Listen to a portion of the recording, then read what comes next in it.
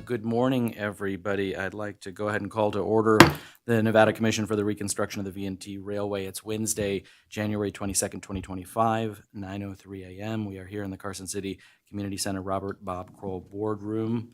Tamar, may I get a roll call, please? Sure. Chair Peterson, Present. Vice Chair Mitchell, I'm here. Secretary Hicks, Here. Treasurer Cruz, Commissioner Schmitter. Here. We have a quorum. Thank you very much. If everybody could please stand, we'll do a Pledge of Allegiance. Thank you. I pledge allegiance to the flag of the United States of America, republic for which it stands, one nation, under God, indivisible, with liberty and justice for all. Thank you, everybody. With that, we'll go ahead and move on to agenda item 4, public comment. At this time, the public is invited to comment on and discuss any topic that is relevant to or within the authority of this public body. Do we have any public comment? I'm not seeing any. So with that, we will move on to agenda item 5 for possible action.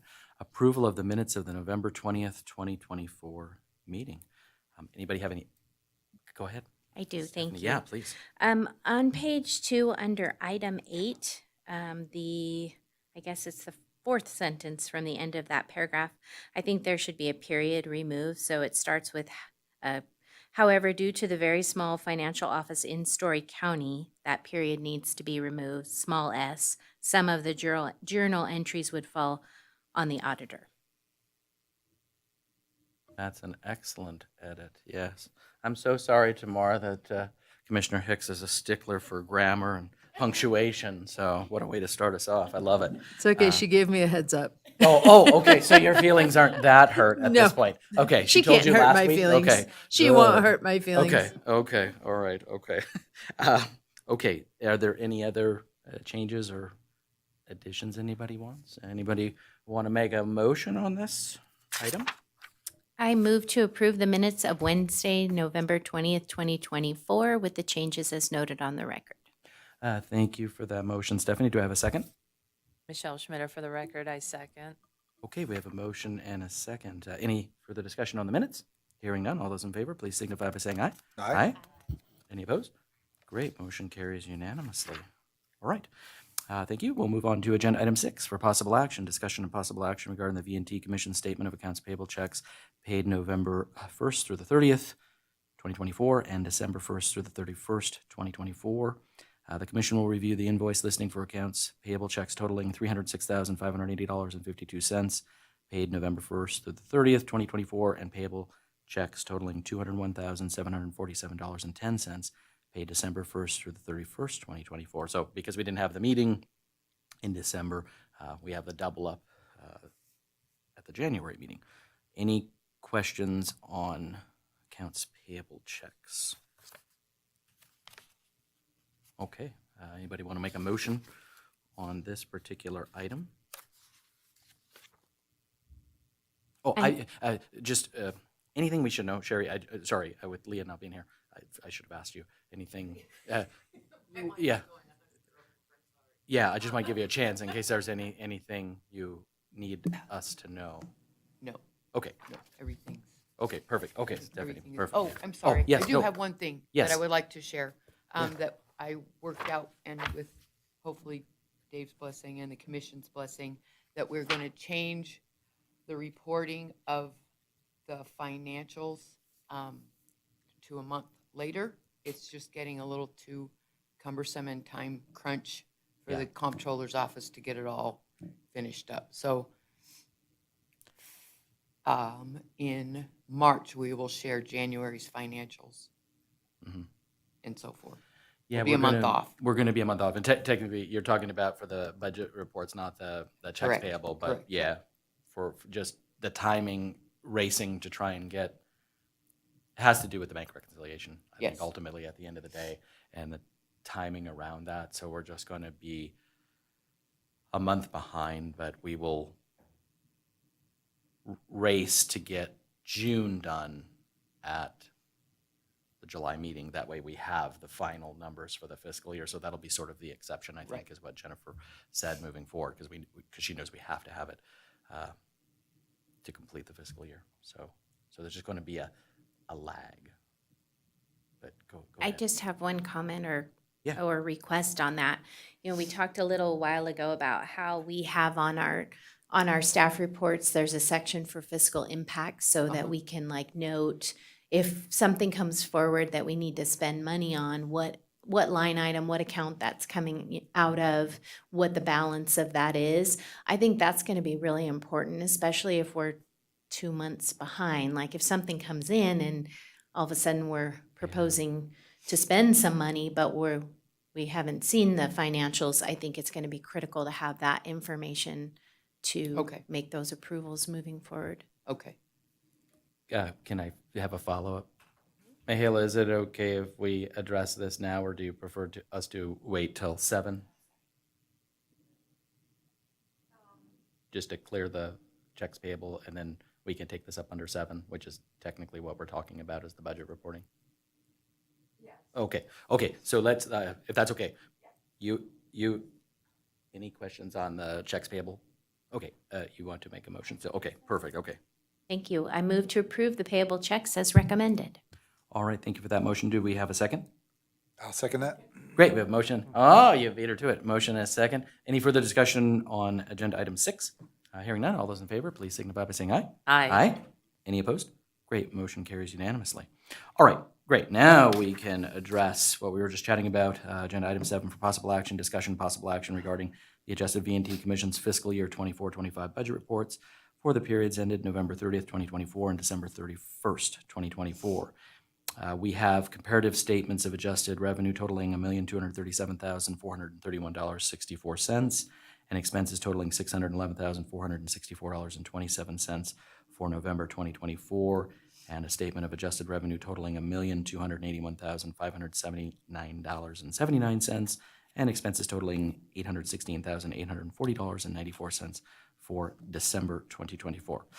Now, I want to just ask a follow-up question, if I may, to Stephanie in terms of how you would propose we do that, because we had some conversation about actually reporting on our sort of cash in the bank, based on the Wells Fargo, not what's in the Tyler Muni system, but what's, and I know that would be like a point in time per se, but would you like to see that as an agenda item or maybe just a part of Sherry's monthly update? How would you like to handle that?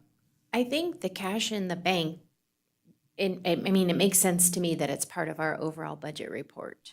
But I think like if we were to come forward, like, last month we had that contract with Wood Rogers, right? Right. So if we haven't seen if we're 2 months behind on our budget, that line item that is for professional services, being able to see that on the staff report for the Wood Rogers contract to say, within this budget item, within this line item, we have $50,000 left. So this $5,000 contract's going to reduce that to $45,000. Do you see what I'm saying? That's where I think it's going to be important if there are things we approve going forward and we're kind of behind on what our expenditures have been. I like that. So you're talking about just, this is Clay for the record, so just, you're talking about to help give us a more accurate financial picture when we have items that we're considering that are additional expenditures. That's kind of what you're talking about. Okay, thank you. I think that's kind of important, Michelle Schmitter, for the record, because we get things at the last minute at requests, and so we kind of need to know where we're at. So how are you just talking about Sherry, could you put it up on the screen? Where would you like to see it? Oh, a staff report?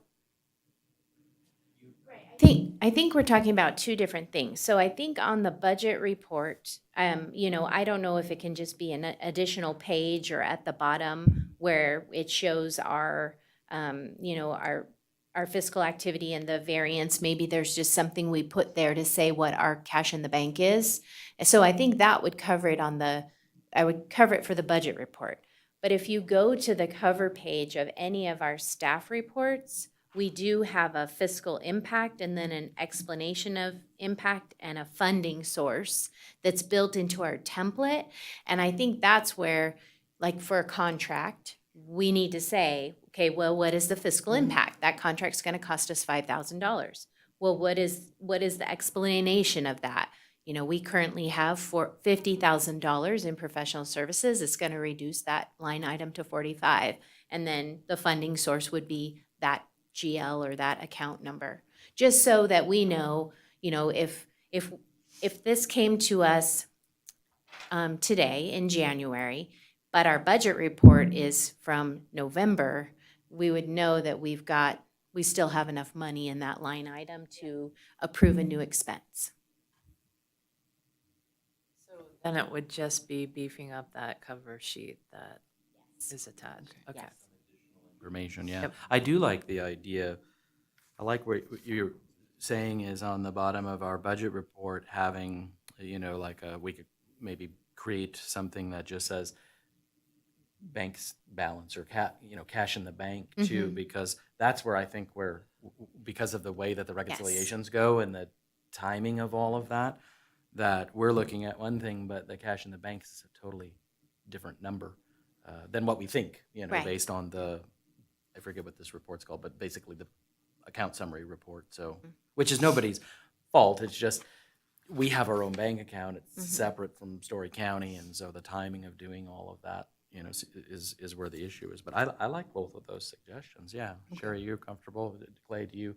Yeah, like some so more I detail? guess my question would be, if we add that, but we're looking at a longer interval between what's being reported on the account summary, are we looking for a bank balance as of the close of the month that's being reported, or is it going to be as close to current as we can do? Because I'm okay with either, but it may give us a little bit of a skewed picture if we're on a different time interval.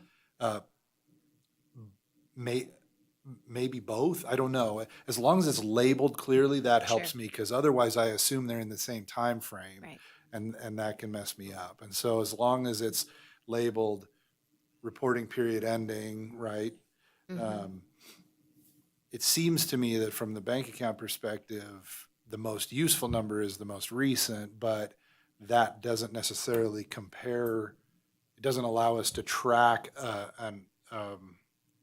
a ratio or an association between the account summary and the bank balance.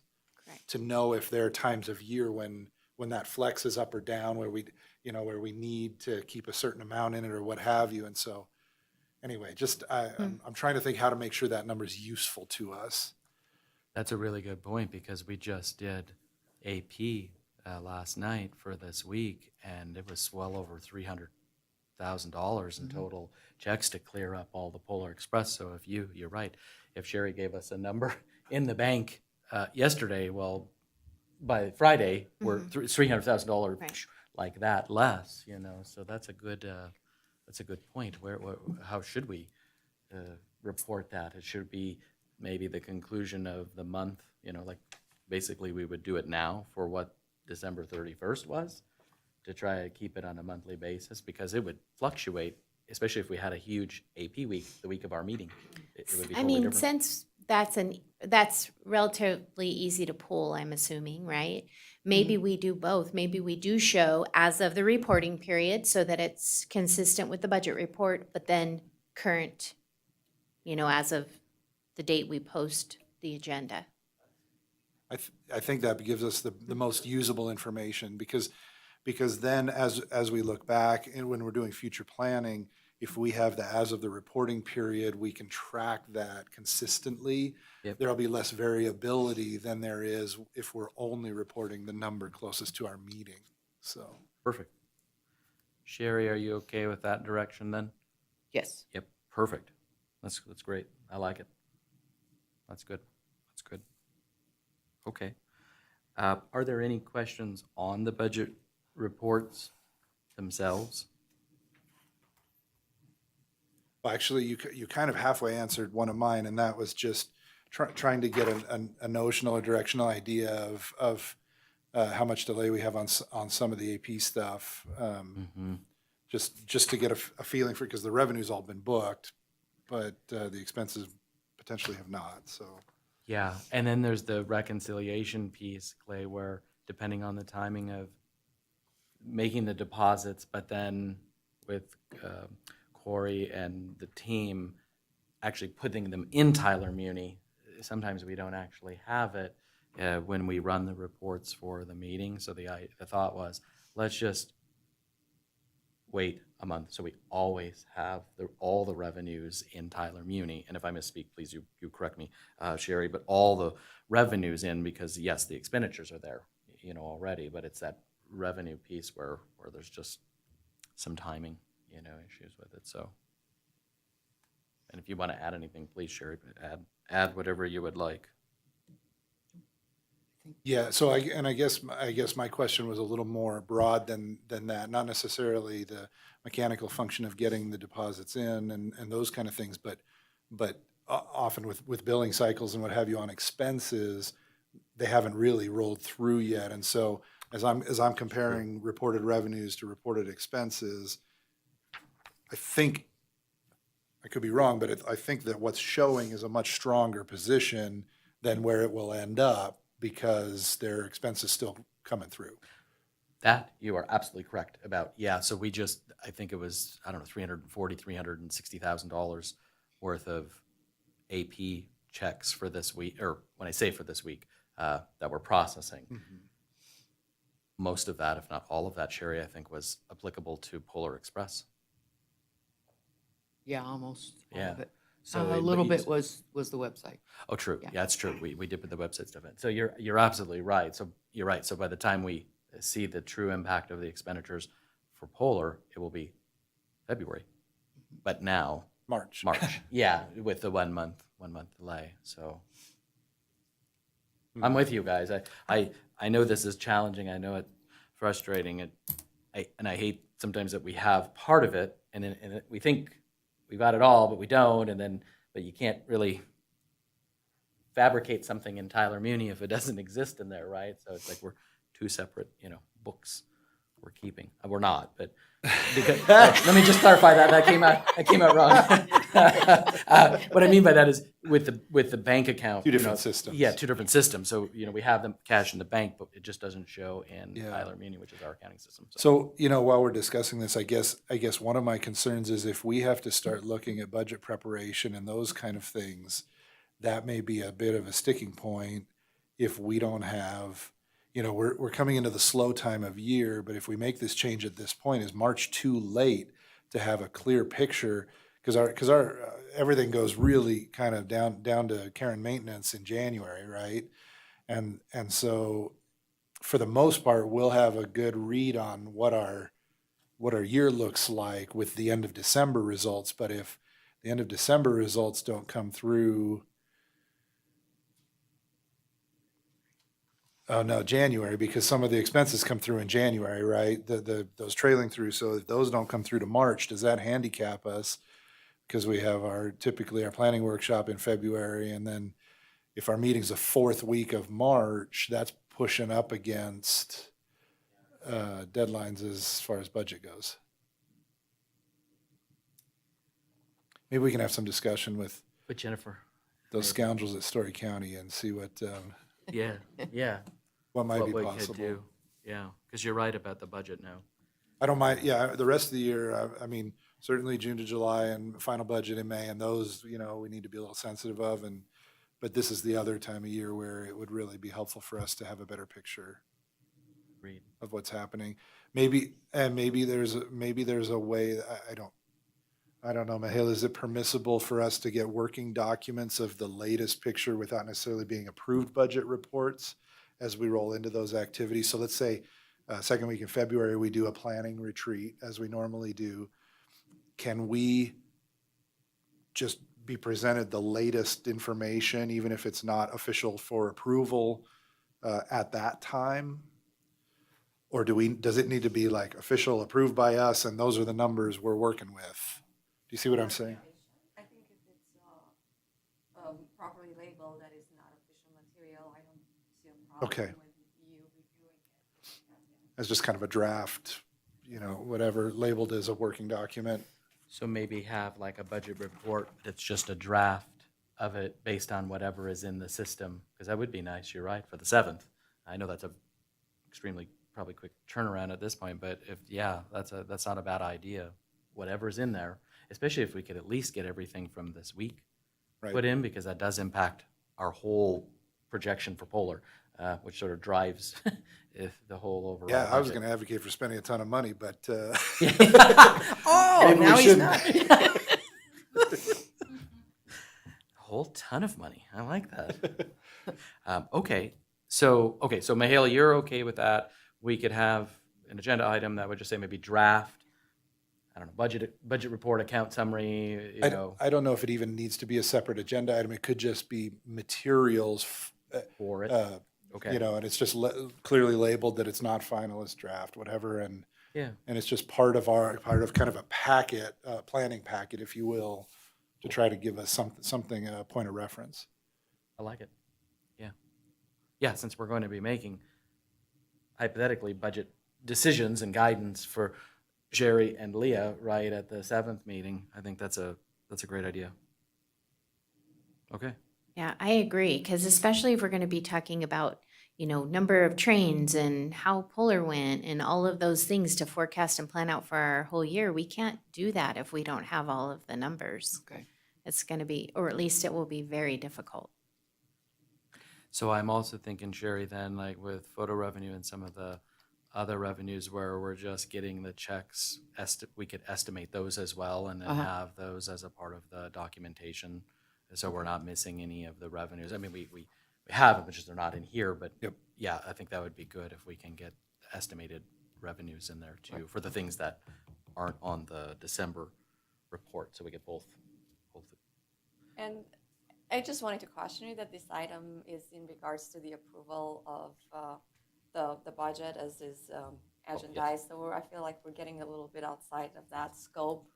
And Sherry can take whatever direction she can from this discussion, but there's not Okay. going to be a formal motion in regards to what can be brought up at that retreat. Roger that. That's why we have legal on the case. I love it. Okay, well then, let's get back to the two comparative statements of revenues and expenditures. Any questions on either of the November or December reports? Anybody want to make a motion on this item? Nobody wants to, Mahala. You've scared them. Well, I move to approve the budget reports. Thank you for that motion. Stephanie, do I have a second? Michelle Schmitter, for the record, I second. Great, we have a motion and a second. Any further discussion on agenda item 7? Hearing none, all those in favor, please signify by saying aye. Aye. Any opposed? Great, motion carries unanimously. All right. Our next item, I don't see Regina. No, she's telling me that she's on. Oh. Regina, are you there? Yes, I am. I'm here. Oh, Okay. perfect. Oh, okay. Sorry, Hi. we can't see you on the TV, so I my apologies. Oh. Okay, let me. No worries. Okay, let me get item 8 opened up. Then for discussion only, presentation and discussion regarding the VAT Commission's social media activities for calendar year 2024. So we have Regina Flores with Lumont Media, who is our marketing services provider, and she's going to provide us an update on social media and e-newsletter activities for last year. So Regina, I'm gonna, now we see your name. That's great. I'm gonna let you take it away. Do we need to bring anything up on the screen? I believe Regina was going Oh, to share okay. her screen. Okay, great. So yes, do I have the permission to share my screen on here?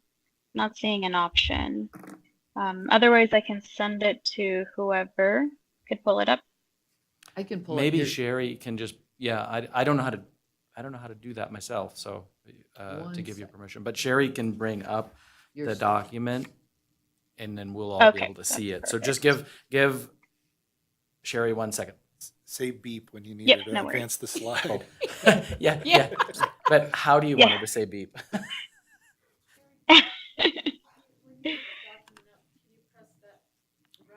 Yes, yes.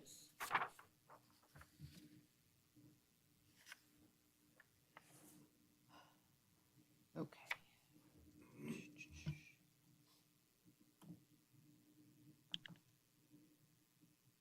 All righty.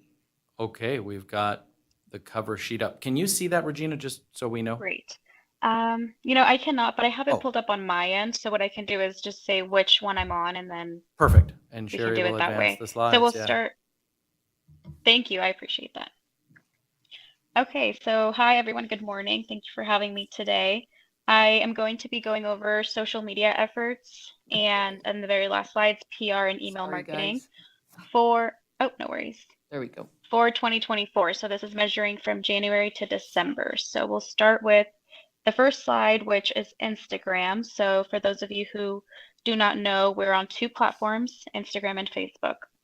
So on Instagram, we increased across all the metrics. So that includes people reached. We reached about 90,000 people, which was almost a 600% increase compared to 2023. Content interactions, we had about 5,000. Content interactions are any comments, likes, shares, saves on any of our posts. And that was also a 169% increase compared to last year.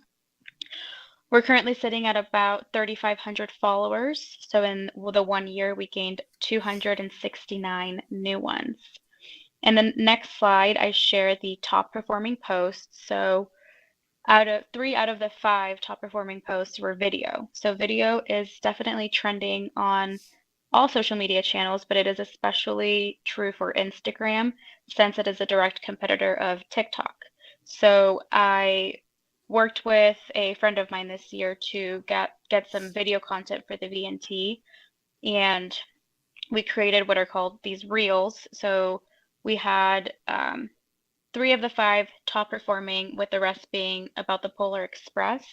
So something I've noticed in managing the VNT social media in the past couple of years is that the audience on this platform particularly is interested in the VNT a little bit more than our Facebook audience. So any content that has to do with the Polar Express, it always gains top reach and top interactions on this platform. So this year I also went on the Polar Express myself for the first time and got fresh new content for next year, including lots of video, lots of new pictures. So we are covered on that end when it comes to the Polar Express content.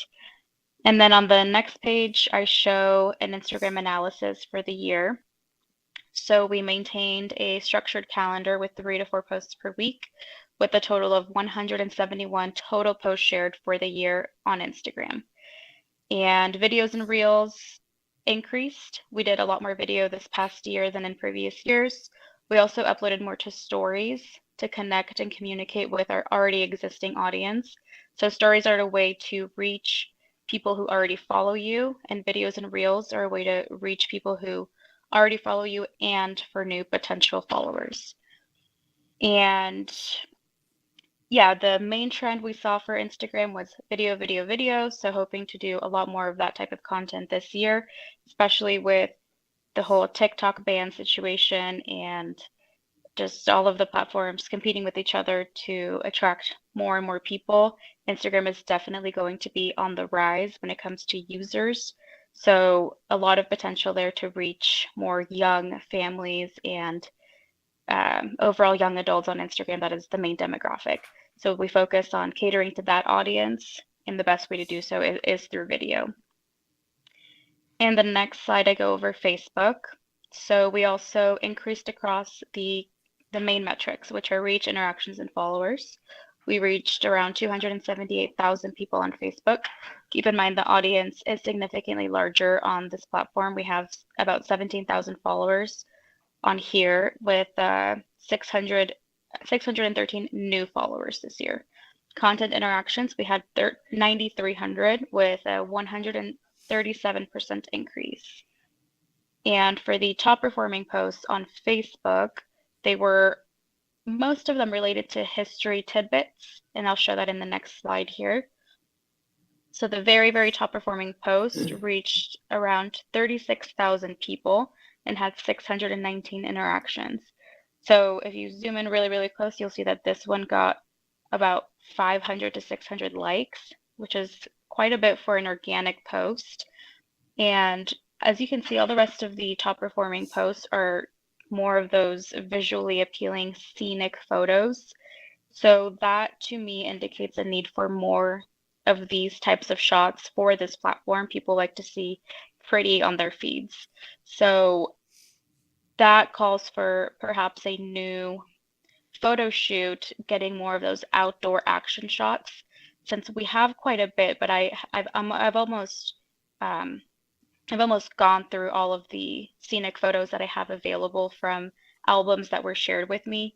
So for this year, perhaps in the spring, in May, when the new season starts, a fresh new photo shoot with these types of shots would be it would go a long way for Facebook, and especially for creating ads if we want to do a little bit more ads this year to increase ticket sales through Facebook ads.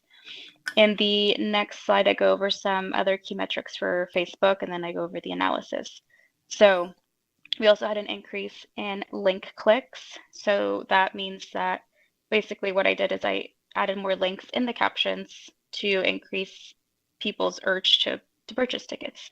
So there was a 139 increase compared to the previous year.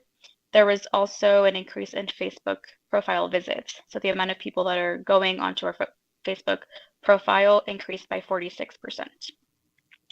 So the year-over-year increases in all of the metrics are an indicator of a strong engagement with the audience. They're very much engaged and aware of our presence online. And the community is growing with the 600 new followers this year. A lot of people on this platform like that nostalgia, like the fun facts, the historical facts, the beauty of our region.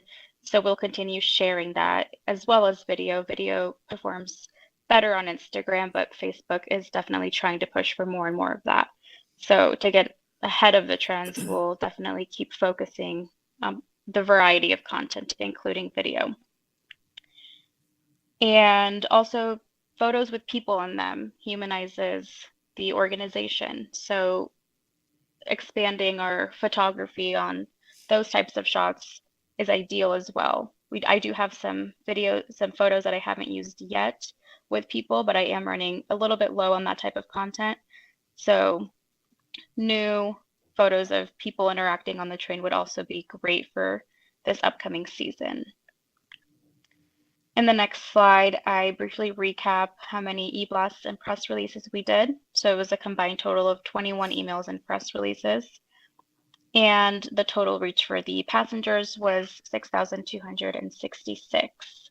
So that concludes the efforts that Lumont Media made for this year. I am quite proud of the increases in all of the metrics on social media, and we'll definitely continue to keep up with the trends and keep up with the ever-changing social media landscape. It's changed so much over the past few years, so it's important to stay on top of new emerging trends, which is exactly what I do here at my agency. So I'll open it up for questions now if anyone has anything to ask. Well, Regina, this is Dave. I just want to say thank you, because I feel like you've done an amazing job this past year. Like the growth, not only people engaged, but for me, it's people interacting with what we're doing, right, and taking action, clicking on things, booking tickets. I've said this at a couple of presentations I've done, and to my own board, I've never seen such a huge impact of a $100, $200 spend, and you drive 100 and something tickets, and then we backed out a couple of weekends and we were pushing a couple hundred tickets of sales. It just blows my mind. I have a LinkedIn, so I'm first to raise my hand. I'm not a social. I understand it. We use it every day at Visit Carson City, but I don't engage in it myself. But this stuff totally blew me away. And we're going to talk about this, in just a little bit on another action item. So when you were talking about history, that's something that when we get to the website redesign, we're bolstering. And so you're definitely on the right page, because as we were going through the website redesign, images and imagery people and pictures, updating to be more modern photos of people, at least in the last couple of years, right? On our website has definitely, come up repeatedly. And so great job. And I would just say the reason, guys, that I wanted Regina to do this today was to get you all thinking as we head into the 7th next month, as we talk about investing in ourselves. And Regina hit the nail on the head. Two things I see as I think an opportunity for us is leveraging the paid social media in addition to what Regina's doing with the organic, and actually having a campaign built out instead of sort of, ad hocking it, last minute. Oh my gosh, I've sent an email to Regina or a text. Oh my God, we're short on tickets for Sunday. Can you, push something out tomorrow or whatever? So I'd like us to all think about that heading into the 7th. And then I also would like us to think about better leveraging our own email database as well. Like, this was great with the 21 emails and press releases, but I think, again, we should think of this more campaign oriented, and how can we at different times of the year leverage our own database, because those are low hanging fruit. Most of these people either have ridden or obviously they're interested in the VNT and riding. So I'm thinking, how we kind of do things on the DMO level at Visit Carson City. We map out the whole year, right? Here's what we're doing with every type of ad we want to place on these channels, these mediums, all that good stuff. But we also have a schedule, get a cadence going on our e-newsletters as well. So that's why I wanted to do this today rather than spring it all on you on the 7th. And then you'd be like, oh my God, we're just seeing this now, right? So this will give everybody, I think, a little bit of an opportunity to kind of think about this. And I'm kind of speaking for Leah too, just because she's been a part of obviously the website development. And I know Leah's 100% behind the history piece and leveraging content across not only the website, but integrating that into, as you saw, the number one, I think it was a Facebook, but, post there. History folks are gravitating toward that, which I think is cool. I like that. So anyway, I've rambled enough. Totally. Schmitter, go for it. Do we need more historic photos of the VNT? Yes, Yes. that would be great. Okay, because there's a lot out there. And that would be Yeah, wonderful. I actually have a book. I have a book myself I've been meaning to scan copies of with old photos of the VNT. So I'll have some to share, and if anyone else has any additional photos, that would be amazing. Okay. Yeah, and I think the critical Nice mass. to credit the museums, yeah. I agree. We have to give proper credit and Yeah. make sure we Totally. actually have the ability to utilize Right. those right. photos as a state commission. So we'd have to make sure that we have the rights, or to be, because we have, for us, we at Visit Carson City, we've got different photo agreements, right, or video agreements to be able to utilize those. And then, how can we use them? Can we use them on social media? Can we use them on the website? Can we use them in ads if we were to choose to go to print or something like that? So I think that's something, we got to make sure we're all above board for sure on the licensing and the rights and what mediums and channels we can use them on. But we were just talking about that very thing like a couple weeks ago when I came back about the website and historic images of the VNT and some of the artifacts and the pieces and everything. So I know museums has them. I'm just not sure if they're up at the Historical Society in Reno. Well, the or- Historical Society, and then the Railroad Railroad Museum Museum. has a good collection Sweet. too. Yeah. Yeah, which And the State Museum. I mean, there's, and any historical society in the state is gonna, Yeah, if the UNR train went through there. UNR as well Yep, has in their special collection. collections, yeah. I love So we'll figure that out, and then the ones that we know that we want to use, then we'll just have that agreement with the museum. Yes. Yeah, Okay. with specific, and we can provide them with exactly how we would plan on using it. A little bit of latitude, like, paid versus organic social media, because we might want to use something in an organic way, and then it may turn out to be awesome, and we're like, oh, let's throw this on some paid ads. So I think if we could work that out with those that have the rights, that would be super. So, any questions for Regina? I'm sorry for talking so much, but I don't have any questions, but I have just a couple of thoughts. This is great. As we look specifically at the historical stuff, I think, Regina, so there are portions of the VNT that ran historically that are not part of what we run now. And I think that as much as we can highlight either historical elements or places that people will see when they ride or they Oh, will yes. interact with. That's going to make it more visceral. It's going to make it more powerful. There's a Facebook group called Nevada Ghost Towns and Historic Sites, and I end up seeing a lot of the Crown Point Trestle, which doesn't exist anymore, but that's on the route. Pictures in Gold Hill, tunnel shots, those kind of things show up there quite a bit. They're usually pulled from UNR's collection. Awesome. Anyway, and I don't think it's wrong to, for example, this one that performed well, that's I'm guessing towards Reno because it's flat and we don't have flat track.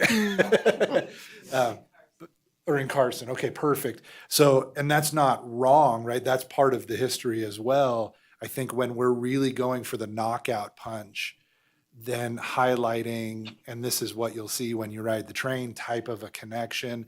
I also thought the same thing about lionizing, which is kind of like making a hero out of our equipment. And what I mean by that is we have a steam locomotive, and so giving our the rolling stock and the locomotive personas, right? Or like, I love that. you know, making it something that they want to see and interact with. They're like, oh, a little bit of celebrity, right? It's like, oh, that's the one I saw in the, and I think that there are things that are just little cool facts about how steam trains used to run that people will find interesting, that we can tie in. We probably have carte blanche to do that with the number 18, which is the locomotive we own. The rolling stock is Tom's, but I'm sure we can work out some sort of, when it's appropriate, find ways to add that into the mix. And I think getting content for that would be easy, right? It doesn't have to be in motion. It can be in the shop. It can be at the depot. We can collect, kind of close-up pictures and things. So anyway, those are just a couple of thoughts I had about ways to beef out the content coming up in ways that I think will be compelling. Thank you. Those are awesome insights and recommendations. I love it. Yeah, and that'll translate very nicely over to the website as well. So As a this is- blog, yep. Yeah, yeah, exactly, with the blog. Yeah, this is great. Excellent. See, all the answers are coming to fruition. It's not even the 7th of February, Regina. This is great. My goodness. Any other comments or questions for Regina? I'm not hearing any. That means you did a great job. You've wowed them. Seriously, no, this is great, and I think we have an opportunity to build on this. I love this persona thing. I think that's really Absolutely. cool. Yes, me too. I That's thought of that, awesome. so that's great. Great opportunity for video storytelling too. Yeah, Getting someone to speak on behalf of the V&T, talking about those parts and Oh my making God, sort of yeah. a tiny documentary out of it for social media would be awesome. That would be amazing, especially if those people worked on the tunnels or laid the track or did something with the Overman pit. Geez, you can't get any more authentic than that, quite frankly. I love that video. Yeah. story. Okay, no, I think that's great. And I just, I sent a text while we were on to my team. I know we're doing an asset gathering project right now in Carson City. It's full disclosure, grant funded by Travel Nevada. I don't know if the V&T is a part of that or not. My gut tells me it's not, because there's some other things that we needed to capture video and pictures and images of, but I'm going to see, because maybe it's possible, figure out where we're at relative to the project scope and dollars, but maybe we could include a V&T in May in that, and just have that be a part of it. So if Lydia responds to me, I'll let you guys know, but I'm gonna see what we can do there, because I know obviously it's not something that we budgeted for this fiscal. So anyway, okay. Well, thank you. This is great, Regina. Any last comments? Anything you want to share or impart your wisdom on, Clay and Stephanie specifically? No, Okay.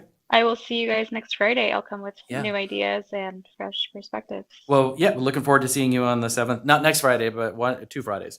out. Oh, too You're far, too welcome far. to get a head Getting ahead start, of though. You myself. can get your seat or whatever, wherever we're going to be at. So, no, that's great. Well, thank you again. Thanks for being on. Thanks for changing your schedule to be here this morning. So, thank you. Thank you. Thank you for having me. All right. Take care. Okay. Take care. Yep. Thank you. With that, we'll move on to agenda item 9 for discussion only. Presentation and discussion regarding the Polar Express 2024 season. So we're going to have some updates by Sherry. Carla's here. I don't know if Candy's coming up to it. It might be like a giant party. So we'll see how this all goes. But you guys did an awesome job. So, but I want you to talk about everything. Again, the idea here, it was not to take valuable time on the 7th to kind of let you guys share numbers and all that good stuff in terms of what happened, so everybody can be thinking about it going into the 7th. So, kick us off, Sherry. All righty. There we go. Everybody see that okay? We had a pretty successful year. We made some changes this year. From last year, as far as run days, we ran 25 days, including the media night. We had 16,252 total passengers. And our gross revenue, including historic fees and our new addition of the trip insurance, was $970,597.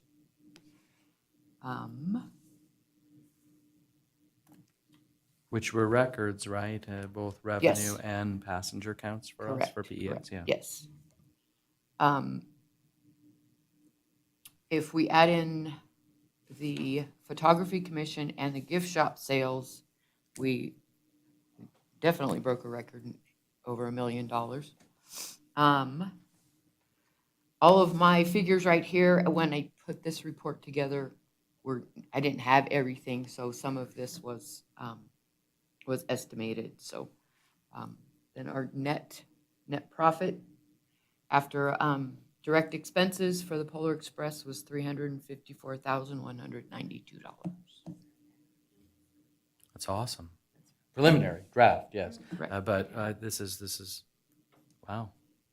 Oh, I did want to share, sorry. 1 second.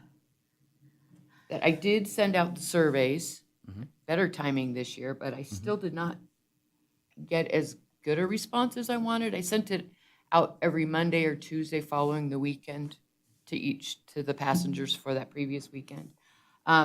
We only got about 121 responses, so I do want to talk to Rail Events to find out maybe how to get a little bit more feedback, but almost everything was actually positive. Our lowest score was a 4 out of 5 for our hot chocolate and cookies, but as far as as far as the staff, the entertainment, the cleanliness of the facilities, we got stellar 5 stars. That's awesome.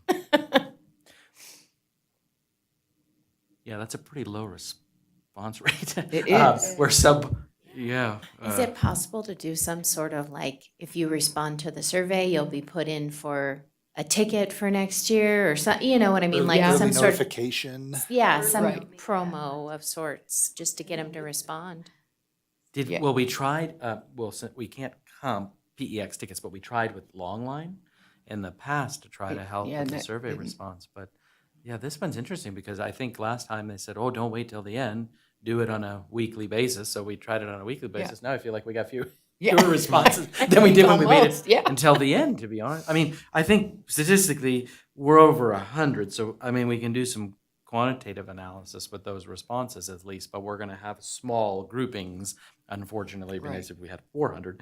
Can we do one more or not? Or I don't guess know that's why it? not. Or, No, I okay. can, for sure. I don't know if we should try and then maybe offer 2 tickets if you haven't. Can we identify the people that already took the survey and then not send it at least to those folks so we don't double count a response? I'm not sure. I'd have Okay. to look into that. But maybe we could offer a couple of long line tickets or something like that. We'll select, from a random email address. Or, Yeah. or some sort of a voucher promo code for like a 2-for-1 or something like something, that. yeah. So that, Yeah. so it's, Okay. it's not just a giveaway, but it's for long line tickets. Sure, yeah. Right. So if they book, then they get a bonus, if you will, Yeah. but we're not giving it away. I think it'd be great. Is there a way for us to maybe grab a little more interest in the survey itself? Like, what if we, I don't know, could we have one of the hero boys memorize a little script and shoot a little tiny video that is in the email that comes out, and then they click on it and he's asking them to something. Yeah, I don't know, something like that. That just grabs. It's not just, hey, please take our survey, but it actually kind of reminds them and pulls back in the feelings, and then I don't know, something like that.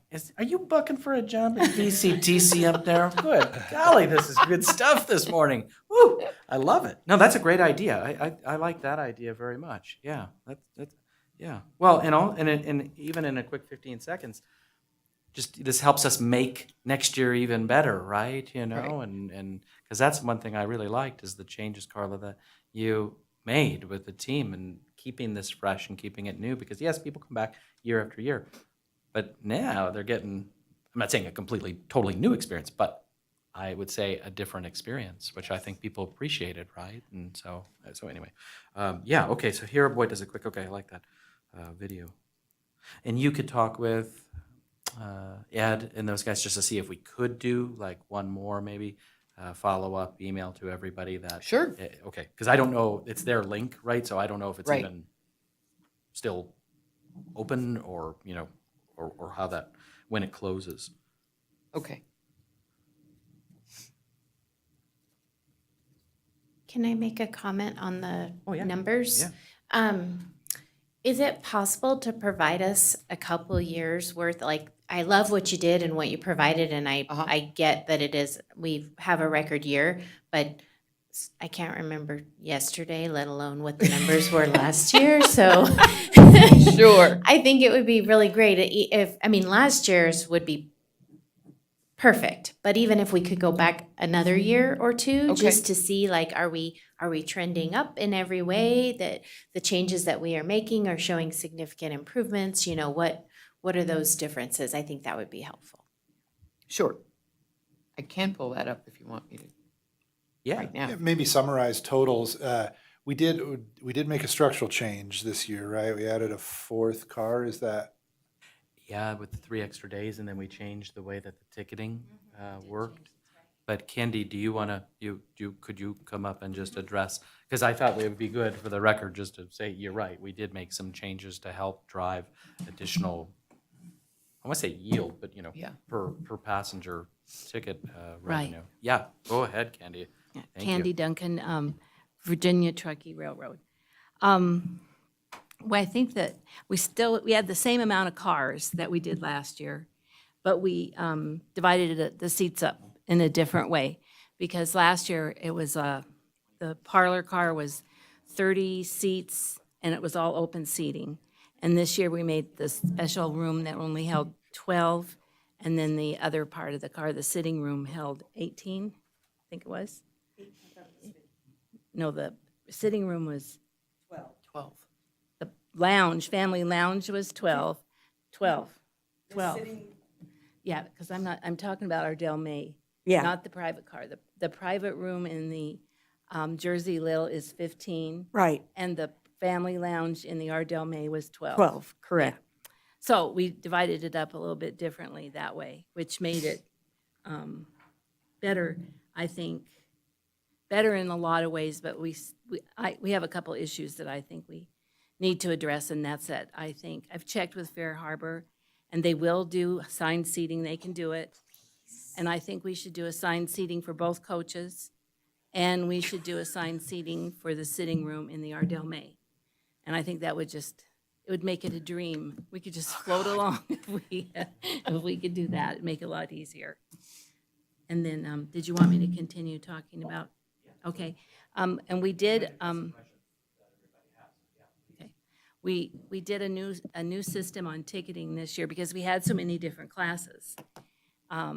We had the 2 coaches, the private room, the family lounge, the sitting room. So when we sent people off to get in line, we had to have some way to make sure that they knew where they were going and they got on the right car.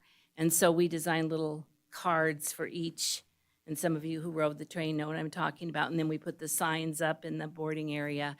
And it wasn't perfect, but I think it was a lot better. And I think this coming year, we need to lower those signs and put lights up there so people can absolutely see what line they're supposed to get into. But that whole system, I think, worked a lot better. And from my perspective, the depot was beautiful. I thought it looked really good inside. I do think we need to do more outside with the decorating and make it look like you've arrived at a destination. Instead, you've arrived in the middle of nowhere at a warehouse. And so Yeah. that I think we need to do some work on. Okay. And maybe make our signage better coming up Flint Mhm. and onto Eastgate, because I know people would actually be coming up Flint, calling me, telling me they didn't know where they were. They were in the middle of nowhere. But they weren't. They were on the way to the depot. Did you say if you're right next to the dump, you've almost arrived at the Polar Express? So You're getting warmer. yeah. So that needs, I think we need to do some work on that. Let's see, my other notes. Oh, yeah. We we had a coffee truck this year, and everybody, the passengers all loved it, and the crew all loved it. And so I think maybe we might want to try a food truck too next year, because I know, especially the later trains, the 8 o'clock train, I think people liked to be able to feed their kids and stuff before they rode that 8 o'clock train. So I'd like to see us do that. Let's see what else. As we have said, what would we call that? The ticket protection or trip protection? Trip protection? Trip insurance? protection worked really well. I think that, I'm glad to see it brought us in the revenue it did, but I also think it gave peace of mind to the passengers and also to your ticket person. Anything we I know in the past, when I'd hear a storm was coming, I would just dread it because we had a no refund policy, and I knew people were going to tell me the saddest, most horrible stories in the whole world, and then I'd be the bad guy when I said sorry. So this was good. I like Good. that. I know that we will, during our workshop, we'll talk about some policies and how we need to change them for different things that happened. And I think that one of the things, because I have the advantage of seeing it from both my side and also on board side, since Neil is the conductor.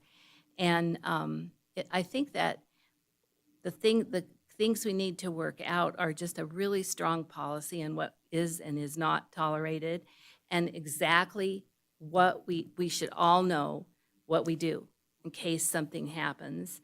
And there also should be someone on the train who is totally in charge of the crew, which I think like could be Neil maybe, or one of the other conductors could be in charge of everybody. So he's the one everybody goes to, or she, there could be a woman on there too. And everybody goes to, and that's the person who calls it. This is what's gonna happen, this isn't what's gonna happen.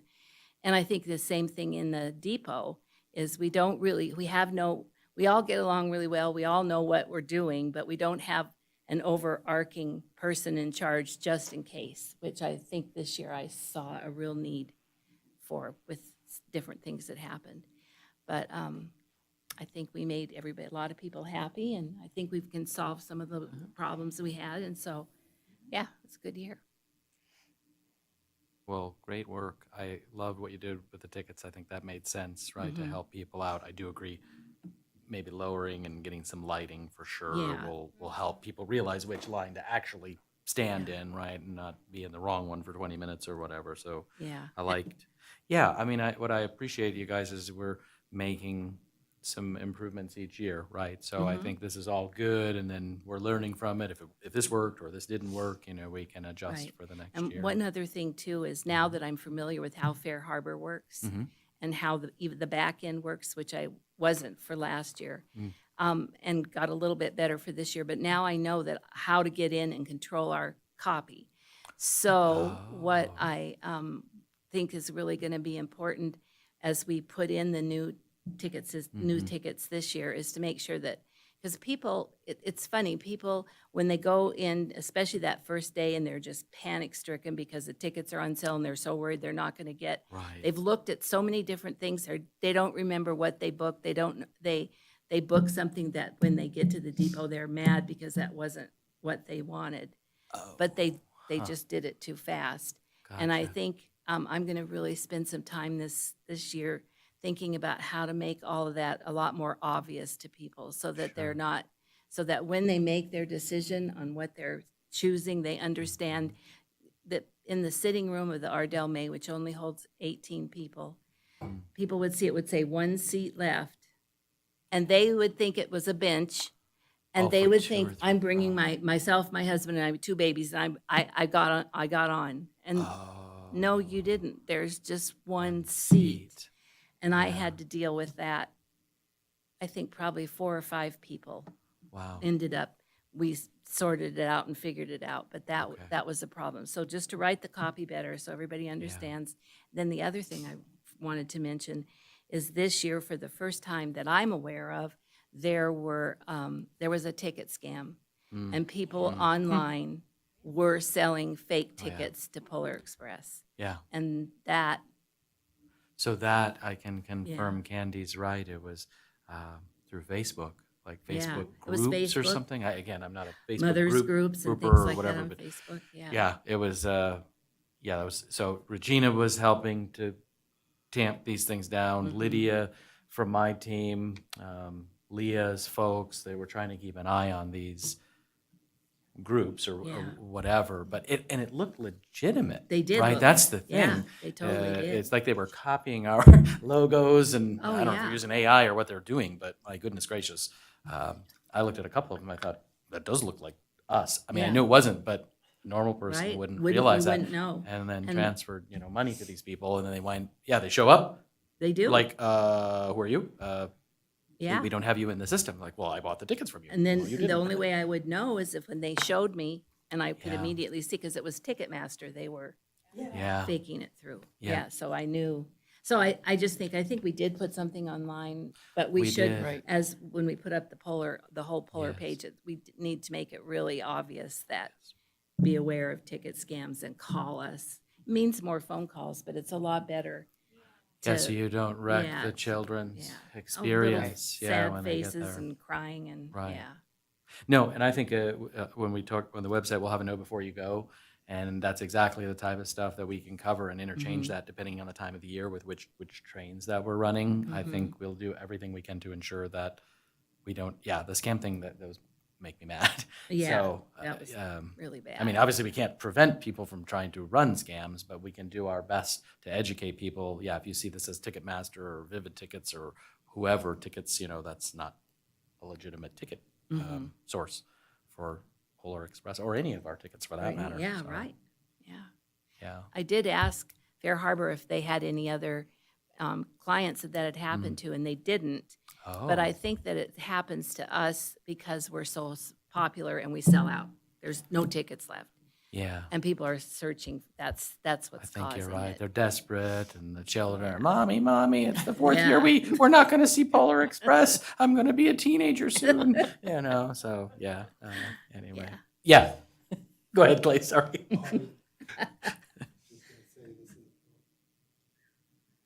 Apparently I can't work a microphone. I was just going to make a polar theme joke about this being the what year that's what they say they say to the boy, this is the crucial year.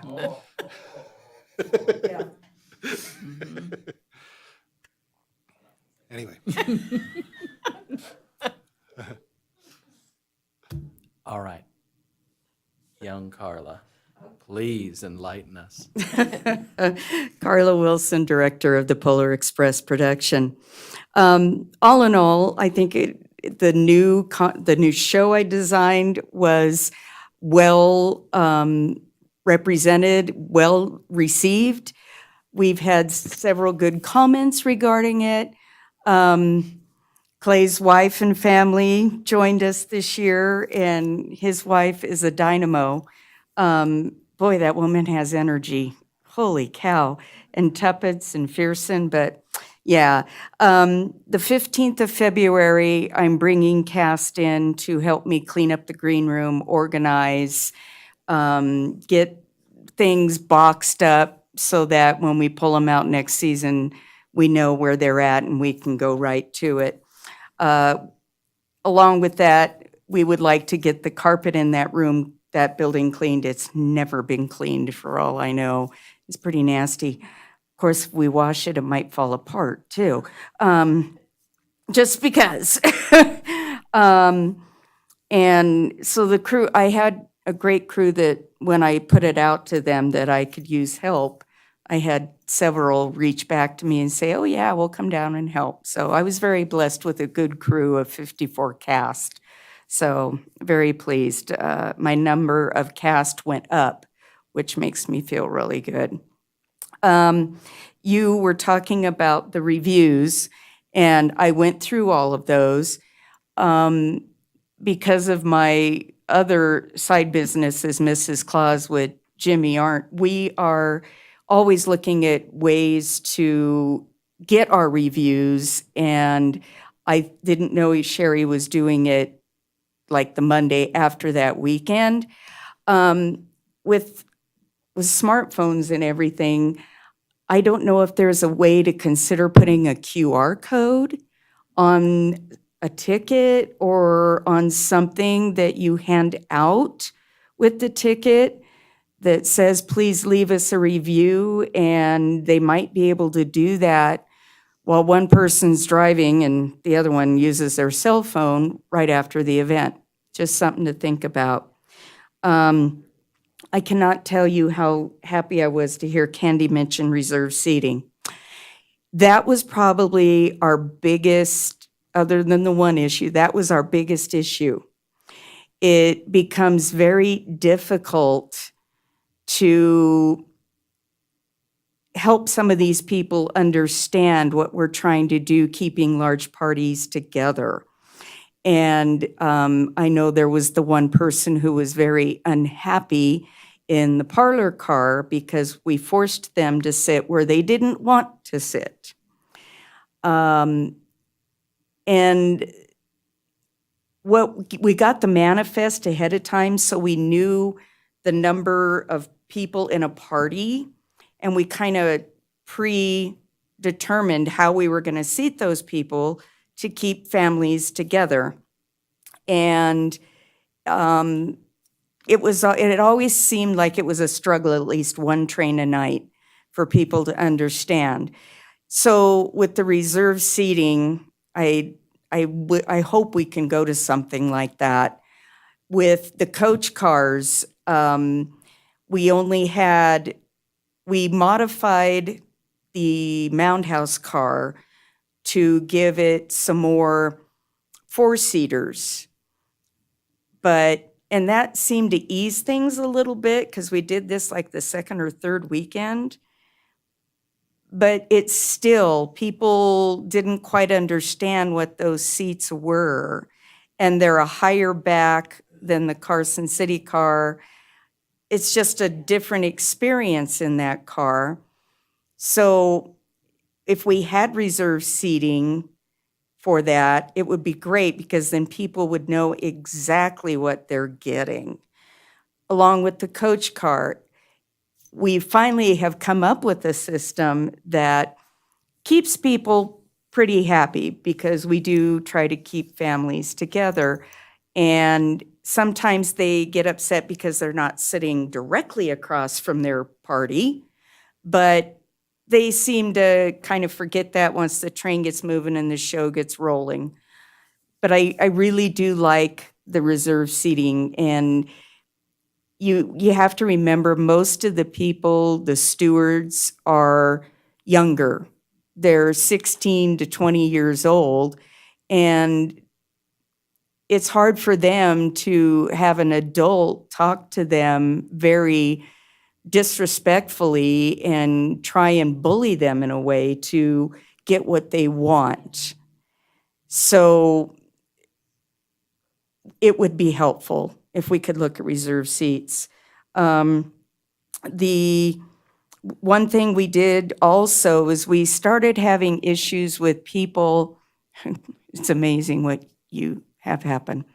In the parlor car, we had issues with some parties.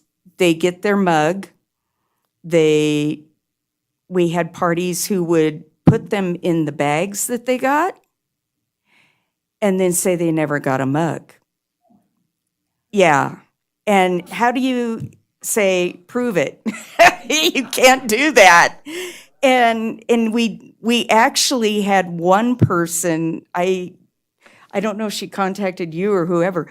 She called and said, "Oh, well, we found our mugs in the bag. Can we just pay you for the other ones we got?" So, yeah, so we had that happen. And so what we did is we had them hold on to the colored ticket until it was time for hot chocolate. And then to get their hot chocolate mug, they had to hand over that colored ticket. Well, that didn't go well either. So, yeah, that was a bit of a challenge. So there's always ways we try to fix that.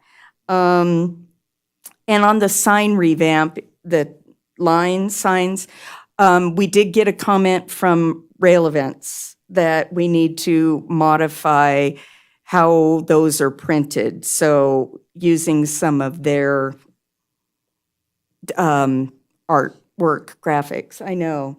But we're already working on that Okay. for this upcoming year. Carla, was that a brand compliance issue? They just wanted- No, or- and it was really interesting because we used all the same colors that REI uses. The only thing is in REI, what they do is they kind of make a ticket outline on the poster and then put in we can put in the middle, VIP, deluxe, whatever. And we kind of did that, but it wasn't exact. And so Rick made the comment about that in our review by Rail Events.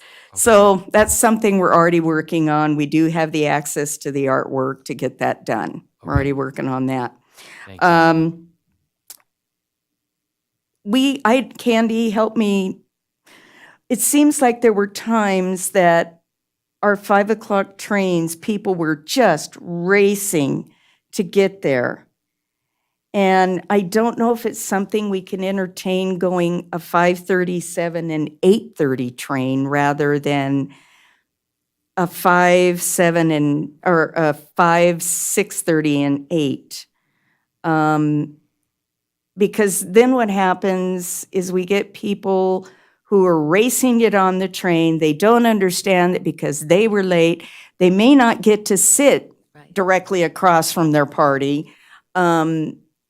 I think it's people getting off work who are local trying to get there. And in bad weather, it's even worse. We were blessed not to really have but one night of bad weather. So something to think about. I think that you're right. It seemed like the 5 o'clock trains inevitably were the latest ones. And, but that's something I think we need to, I'm trying to remember back when we first set times for Polar, why we ended up with 5, 6:30, and 8. And I think it was because we realized you have to have a full 30 minutes between the arrival of the train and the departure of the next one to turn it over, and also to not keep the crew too late. the train Right. crew. So we need to talk it over with Tom. and Tom, see what he says. absolutely. Yeah, Because they can only work so many Right. hours. Right. That might be the case. Well, yeah. and I think too, and I mean, Tom can correct me on this, but I think part of it was the engineer more than anything. And if he was driving the train back and forth every night, and so that hour down and that hour up and all of that, I don't know if that was part of the impact, but that, again, it's a Tom question. Tom question, definitely.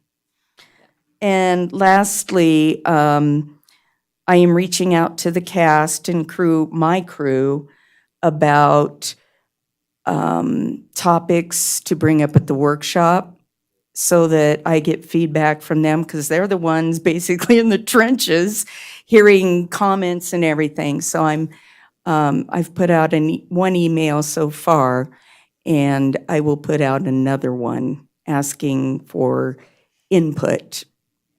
So other than that, though, I was very happy with how this season went. Yeah, hats off to you guys. And I think the kids were awesome. Great compliments, and I think I was so happy that the sound was rocking and rolling, once the initial little hiccups always with the cars connecting, but I mean, because that makes for the experience as well. So super job. Please, yes, I appreciate you soliciting for some feedback, because that'll be helpful for the 7th as we're building budget, thinking about investments back into the different experiences, because we want to get this right as we put the budget together for fiscal 26. So any questions, Clay, comments? Stephanie, please, you guys jump in. I had just a thought. Would it be possible to duplicate the line signs onto stanchions with sign holders at the ends of those? Do we have stanchions that separate the lines? We do, but they are probably in need of replacing. Right. And so what I'm saying is if we replace them with a little sign, and then it could just label and point to mirror whatever is up above. You see what I'm saying? So now there's a visual cue in line of sight as well as up above. I don't know if that might help that particular problem, but thank you so much. Good feedback. I just wanted to say thank you as well. I think it was a wonderful season. My family thoroughly enjoyed it. I was up there twice, once for our media night and once with the family, and everything looked fantastic. People were having a wonderful time, and you guys are great. Yeah. The other thought that was on my mind is in addition, Candy, as you talked about, to really dialing in the text on the website and the ticket ordering, maybe we add another step, know before you go, but then maybe even a confirmation email that one of the conductors, like delivering, hey, just a few things to make sure that you're ready for the Polar Express ride, and we can hit anything, parking issues, don't come drunk. You know what I mean? I mean, there are nicer ways to. Yeah, there are nicer ways to say that, but just. I deliberately made that comment in the depot. Yeah. Anyway, just some know before you go things, and I think again it will add to the experience, right? It's a little bit of personal touch, but also then it helps smooth things out, because there are things that you hopefully fewer things to deal with on the spot, because we've helped grease the skids a little bit coming in. So maybe just creating some little content that we can use as a touch point to, and maybe it's the same person then afterwards. I hope you really enjoyed riding with us. If you wouldn't mind, there's a link down below. Yeah. Boom, boom, boom. Some sort of a kind of a bookendy thing where, and it goes out right before they ride and then after they ride, something like that. One last thing, I do agree with Candy. I think we do need to have somebody that is the overall seer at the depot and can handle any type of problems should they arise. We all are trying to make sure the train is running smoothly, that we're getting out on time and all of that. And to have to stop and fix a problem really quick can be very difficult. And the other thing with what happens too, if the train leaves late because we're waiting on 5 o'clock people, that sets our whole night back. And you also trying to get the train back out on time, you've now cut into the 30 minutes that the crew has to clean, pick up trash in the train car and reload the hawker boxes and all of that. So. Well, that's definitely something we need to discuss, I think, on the 7th for sure, because if it's a 5:30 train or it's a 5 p.m. train, I think it should leave at 5:30 or 5, right? Because you're right.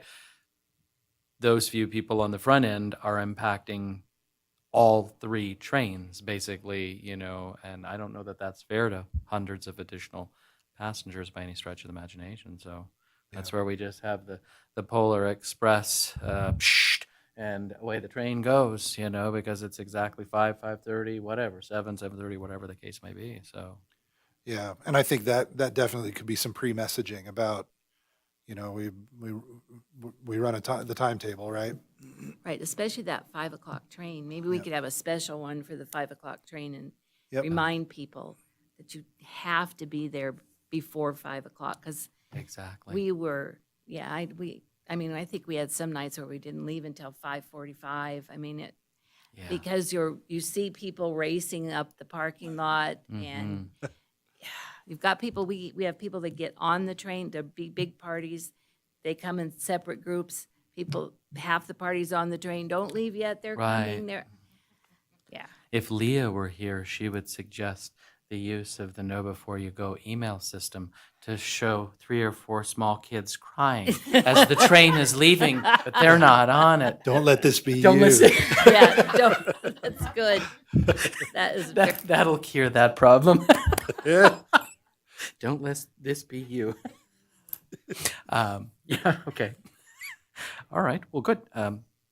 Thanks, you guys. Really amazing job. So this all 3 of you and the teams, I loved it. So thank you. Any okay? Any last comments? I would Any like you want to- to make? Oh my God. Okay, so comparison we have to hold for 23. Yeah, I talked to Mihaela. We just need to hold that for. We'll do that on the 7th, just because we didn't agendize to get into the 23 data. So okay. Yes, Candy. I just have Please. one quick comment Yes. to make, just for the record. Yeah. The crew in the depot, the gals that made the hot chocolate, especially, they were awesome. We have an amazing crew of younger, and our parking lot attendant, all young kids that Yeah. just do a really super good job. So I just want it out there to Agreed. know how appreciative we I are got of to them. spend a lot of time with Easton in the parking lot. Yeah, As he's a good his kid. assistant, I guess. So yeah.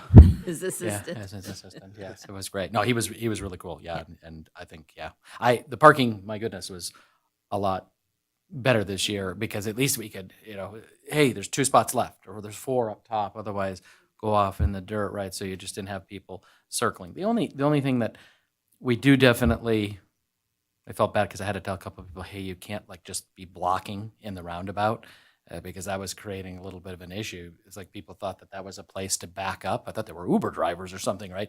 So they were just kind of backing up and sitting there the whole time. And I'm like, well, if you're waiting, that's great, but can they call you when they come out, and then you can drive up and pick them up?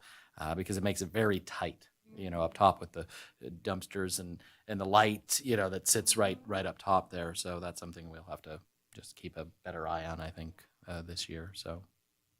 Any other parking related? I know in the past we've had kind of some hit and miss things. Do you think we've got a decent system as far as the parking goes? And I imagine it's still a bit of a squish for the 6:30 train.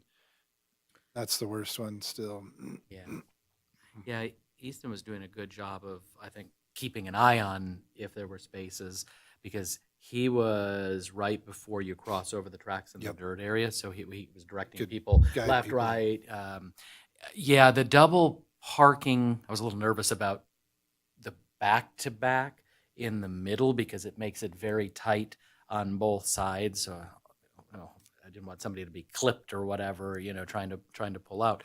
But that did pack a lot of cars in that particular section, except, if you get a couple of trucks, it's pretty tight, on both sides, right? Because then there's kind of sticking out with 2 big trucks. But one could back up, go up, turn around. The other one could just kind of make a U-turn and get out. So, my observation, it worked, but it's definitely packed a bunch of cars where, should have been a linear single row of cars, and we doubled them in there. But I think that helped without having to have people go all the way down the hill, kind of doing the parallel parking. Do you guys agree with that? One last thing, we did have a little bit of vandalism at the North Pole too this Oh. year. Yeah. Oh, It was probably the third or fourth weekend, Yeah. my North Pole manager calls me and she says, we had some vandalism. I said, well, what was it? And evidently the vandals came up and literally leveled a building. They unhooked it wow. and it flattened it out. It fell Just over. fell over. Oh, wow. It fell over. And I know that Max knew about it. Max Okay. went out and took it apart and stacked it behind the facades. But yeah, we did have a little bit of vandalism this year Okay. up there. I think they may have taken some of the decorations or something, but Hmm. the biggest was they Knocked a building over. flattened a building out. So Okay. Maybe we look at a solar powered trail camera or motion activated or something like that. Yeah. Agreed. Have I know something. that a lot of the razors, off-road razors, they fly through there all the time. Because we saw them when we were there. And it's just difficult. It's not, we've had bigger problems in the past with vandalization, but this was the first in about 4 years. So something to think about as you have got Coons revamping and rebuilding. The last thing we want is our new buildings to be destroyed. Yeah. Wow. Yeah, good point. And we should, I do want to thank them too, the Coons family, again, for allowing us to have PEX on their property and the construction. Max and his team, I think, did a great job. And obviously, this was year one with the renovations, we'll build on that for this year, but shout out to those guys as well and thank them but I agree. The last thing we want is we're putting tens of thousands of dollars into the buildings and then the brand new ones are the ones, that they level. Take the old ones out, not the new ones, right? But okay. Maybe a trail cam, like a solar thing with some Wi-Fi, or I don't know how maybe just records based on action or motion or Right. something. Yeah. Motion sensitive. So Okay. at least you have some sort of documentation of it. Yeah. Okay. Thank you I didn't know that. So, yeah, thank you. Okay. Awesome. Okay. Well, thank you again, everybody. Great work. With that, let's move on to agenda item 10, which is our monthly non-action discussion only items. So we'll go into 10A, which is the website redesign update. I was going to have Leah help me on this, but I will do my best when Sherry brings this up to chat through everything. I will just say this has been a great process with the KPS3 team, and Leah has been super helpful picking up some stuff because I was out of pocket in December myself. And I think we've got a very nice look and feel. Oh, perfect. Okay, let me get this to come on my computer so I can see it as well. Maybe we'll see.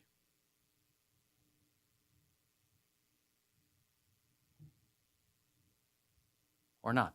So you have it in front of you. We took the guidance from the commission. We talked about focusing on ticketing, making this as easy a website to basically buy tickets. And then we talked about history, right, and integrating history. And so you see we have in the top nav history as a drop down. We talked about enhancing what we do with our groups, retreats. A part of this, I'm working on this separately, hopefully will be kids in the school system and tying in with what the program that exists with the museums, the 7 museums in the state, and seeing if we can become a part of that as well and potentially getting kids on the trains as a part of the education. And there's no grade limitations anymore. You just obviously through high school. And then the train excursion. So what you all know, what I hear, my staff takes these calls every day, is the confusion between what happens at the Railroad Museum, taking the McKean car, going around and on the property, taking the long line, and then short line. So everything that Tom operates up top. So we took that to heart in terms of the design to where we can basically, we talked about this one-stop shop concept, right? And differentiating between the different excursions or experiences that are available. And so under train excursions, when I think if you might be able to hit that on the bottom, you might have to just advance the slide, but basically the idea is we're going to have the ability for people to see the different opportunities that they have, right? There's the Nevada State Railroad Museum. There's also, oh, sorry, is that the groups one? Okay, let me take this one at a time. Sorry. Okay, so they're under groups. We'll have an overview. We have the corporate events, private charters, weddings, and then the school field trips. School field trips still to be determined. I was on the phone with the Division of Museums and History administrator, as well as the new director for the Nevada State Railroad Museum, talking about whether or not this is possible, this is doable, getting an understanding of the way the program sits right now. And sorry, I'll back up. So just that's our different group settings. Obviously, this is something that we've all discussed. We want to be able to embrace, engage, the idea of somebody renting the train out. It's an opportunity for us to make money. So that's what you see on the drop down for groups. And then will you go one more slide just to see where that takes it? Okay, so that's the ticketing that I already spoke about. Up top, I do want to point out, we talked about the know before you go, excuse me, to really be clear, have something right front and center even before you get into the ticketing. And I know we'll talk a little bit more about the ticketing, the content, policy changes, and how to address some of what happened during Polar Express on the 7th. But we thought this would be a great kind of one-stop shop, just in a general sense, everything that goes along with riding one of our trains, what to expect, from the point that you book the ticket till, you finish your ride. And then the other thing that we included is you see Film V&T Railway up there. So we have made a concerted effort with the help of the Nevada Film Office, which we're grateful for, to put Carson City back on the map from a filming perspective. So we have an actual dedicated Film CC section of our website. Leah is working on something for VCTC as well to highlight the filming opportunities in Virginia City. So we thought, hey, Tom, every time Tom is in here, we're talking about the idea of why is our equipment, having to go everywhere else, Wyoming and Montana, great, but we have amazing track right here, right? It still looks like it's the 1800s, when you're driving up, and so we thought, let's highlight that as a part of the V&T, sort of to take the same approach as the two DMOs are taking.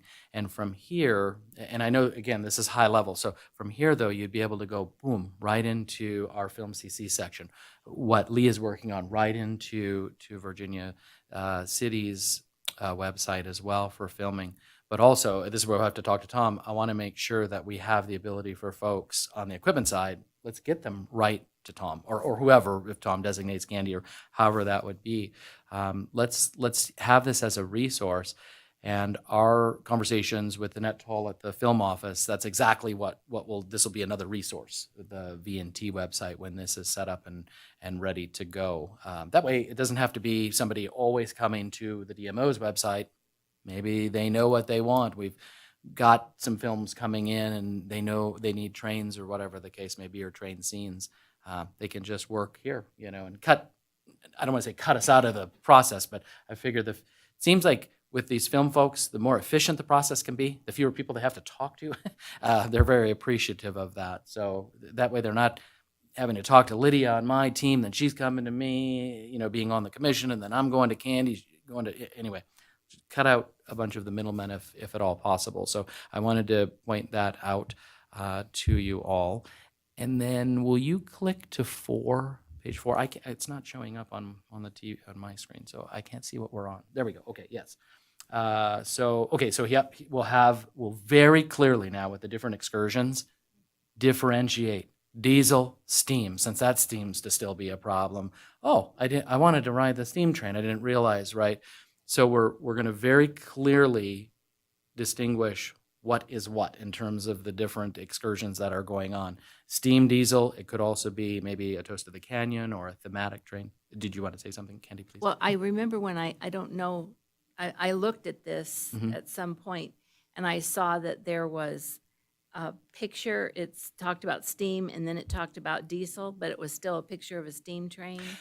Did you catch that? Yeah. So, Oh, yeah. okay. So we haven't done the content stuff with the Okay. imagery, so that'll be the next phase of everything where we kind of, yes, course correct what images and make sure- everything. And then what is the concept for the blue box that's Greeked? What is going to be in there on it? I saw it on Oh, the. that'll have a high level of what that particular excursion is if you're swiping through this, sort of like the sliders, like as things, Okay. slide left to right, it'll say what that particular excursion is that So you're on the looking at. opening page, when it's there, does it just list the? And yep, whatever it's going, and then it will drill down. Okay. Yes, yeah. So it'll take you deeper in, and and this is where we also were thinking about if we're going to do some stuff pending what the commission wishes to do with social media to make sure we have different pages, so that way as we're building out the organic posts or the organic efforts and the paid social, we could actually take people right into the steam train or diesel if we're running short right on that particular weekend. Let's just get them right to booking diesel for that particular weekend or 2 weekends down the road or whatever. So some of this design, I know there's going to have to be some little tweaks, probably here and there as we move forward. But the idea was to make sure that if this is our number one sort of social media channel per se, our website, that we can filter all of our actual Instagram and our Facebook and whatever other ads that we're running on different channels and mediums, get them into the right section of the website. Because you have like 2 clicks with people from a tourism perspective, right? So I prefer that they get right to where they're at. And if the click is book the ticket, great. Then we're doing our job. We're moving people through and we're having those conversions take place on the website. And can I just make a comment? So on the imagery, we too agree with the comments that Regina made. That was something that came up. The KPS3 team came up. They are going to be coming. I've asked them to come on the 7th, and we'll have an agenda item for them to talk about content development moving forward. So you all have to remember, with the grant, it was to basically redesign a new website, but not full content build out, not taking pictures and doing video and all of that stuff. But they realize the need for new imagery, more modern imagery. But we want to contrast that with the historic looking images and photos and the black and white. So I think moving forward, having that kind of contrast between black and white, throwback, 1800s, and then having something more modern, because people want to see themselves, through the people that they're looking at doing those particular activities from a tourism perspective. So I think having a balance behind that will be really, really cool for the website moving forward. And then will you advance one more? I think it's on 4 of you, go to 5. Yeah, so this just kind of shows, can't even read the bottom part there. Buy tickets. So again, with the buy tickets now being prominently displayed, our website now, yes, admittedly, it's weird. It's a little clunky when you click through to get to Fair Harbor. Again, we just want this to be front and center, plain, simple, easy to purchase a ticket. And then can we go to the last slide? Oh, okay. Oh, it's just showing the drop down. Okay, yeah. So, my apologies. Sorry. Lee was going to do this. So this is what a responsive mobile design would look like. It stacks. I apologize. So, because it's all black for me as I'm looking at this. So yeah, this is what it would look like on the phone. So we've also, everything will be responsive, mobile design, and stack very nicely. And so we want to make sure we have so that'll help if we end up doing some things as follow-up for people right after they finish the train or as they're coming in. We could ping them. The know before you go thing comes up. So we want to make sure that this works very nicely for mobile devices. So I apologize. That's what these last couple of slides were, just showing the stacking effect on a mobile device. So that's I feel like I'm missing a couple things that Leah was going to say, but it's just what I'm remembering off the top of my head. I was just going to point out that the design preview in the packet kind of scrolls through a bit more, excursion routes, those kind of things. The map, which I'm super, will that come up in Figma? Yeah, we did spend some time on the map to really maybe bring it up as the PDF. Yeah. Just to give people an idea of what's in and around. We toyed with some ideas. We were looking at trying to do something in an outline, inside an outline of the shape of Nevada. It wasn't going to work. And then we got into some issues with the mobile, and it definitely wasn't, it was going to render really odd. So the map, will that come up in the PDF? I know what it looks like in my head, but I don't want to miss anything. You know, I was just thinking regarding the map and directions to the depot. Maybe you could have a little video of someone driving to the depot, Sure. show the exit signs and Yeah. show what it looks like so they don't Yep. think they're in the middle of nowhere. Right, right. Yeah. Make it fun, you know. Yeah. Yeah, and here's okay, so is this the PDF? Yeah, so when I was talking about the specifics, so we've got the hours in there, and then you can, if you want more details on the specific run, Carson City to Virginia City, and that's a diesel versus, sorry, that, I don't know why that didn't pop up in the Figma. But these are the kind of that card concept too. We toyed with the idea of trying to make those the actual tickets. We were trying to look at the some V&T tickets from the 1800s that I've seen over in some of the buildings. Again, part of this, it was creating an issue, I believe, with the mobile, the responsive design. It just wasn't rendering correctly. But this card concept and having an image, and you're right, we need to swap some stuff out, get the right images going with the right trains. Again, you can book. Also having the specifics of when the trains are running. So trying to get as much information and just be clear and upfront, because that was another issue that we had from our website going into the Fair Harbor. And I think people thought they could book trains, but those trains weren't actually running. And so we're trying to get as much on our website as we can before we take people in to book, just so it's really clear, in this case, the diesel train, and what that schedule looks like. So the details would only bring up diesel trains, so we don't confuse or conflate diesel with steam. Can you scroll down a little bit more, Sherry, then into the mapping? Yeah, perfect. So here we have the routes as they're planned out, and then the partner route, which would be Tom for all intents and purposes for right now, which I think is great again. So we're helping, distinguish again with the different excursions that are out there. And please, if you guys have anything that doesn't look right or seems funny, let me know so we can get the changes in. But we tried to just color code everything here again, so you can see, Tom up top, obviously have the long line, and then in the green would be the Carson River Canyon route. And so, we if you have the scales, you have the wild horses, Donovan Mill. We just tried to put a few things in there. I mean, this isn't obviously like 100% to scale or anything, but it was just, I think, something visual for people to see where they're actually going, and because we don't really have anything like that on the current website. Yeah. I like that. I think it's good. I don't know if we need to have Max build maybe some wild horses we can stand up so people aren't disappointed that they didn't see them at that point in the route if they're not there.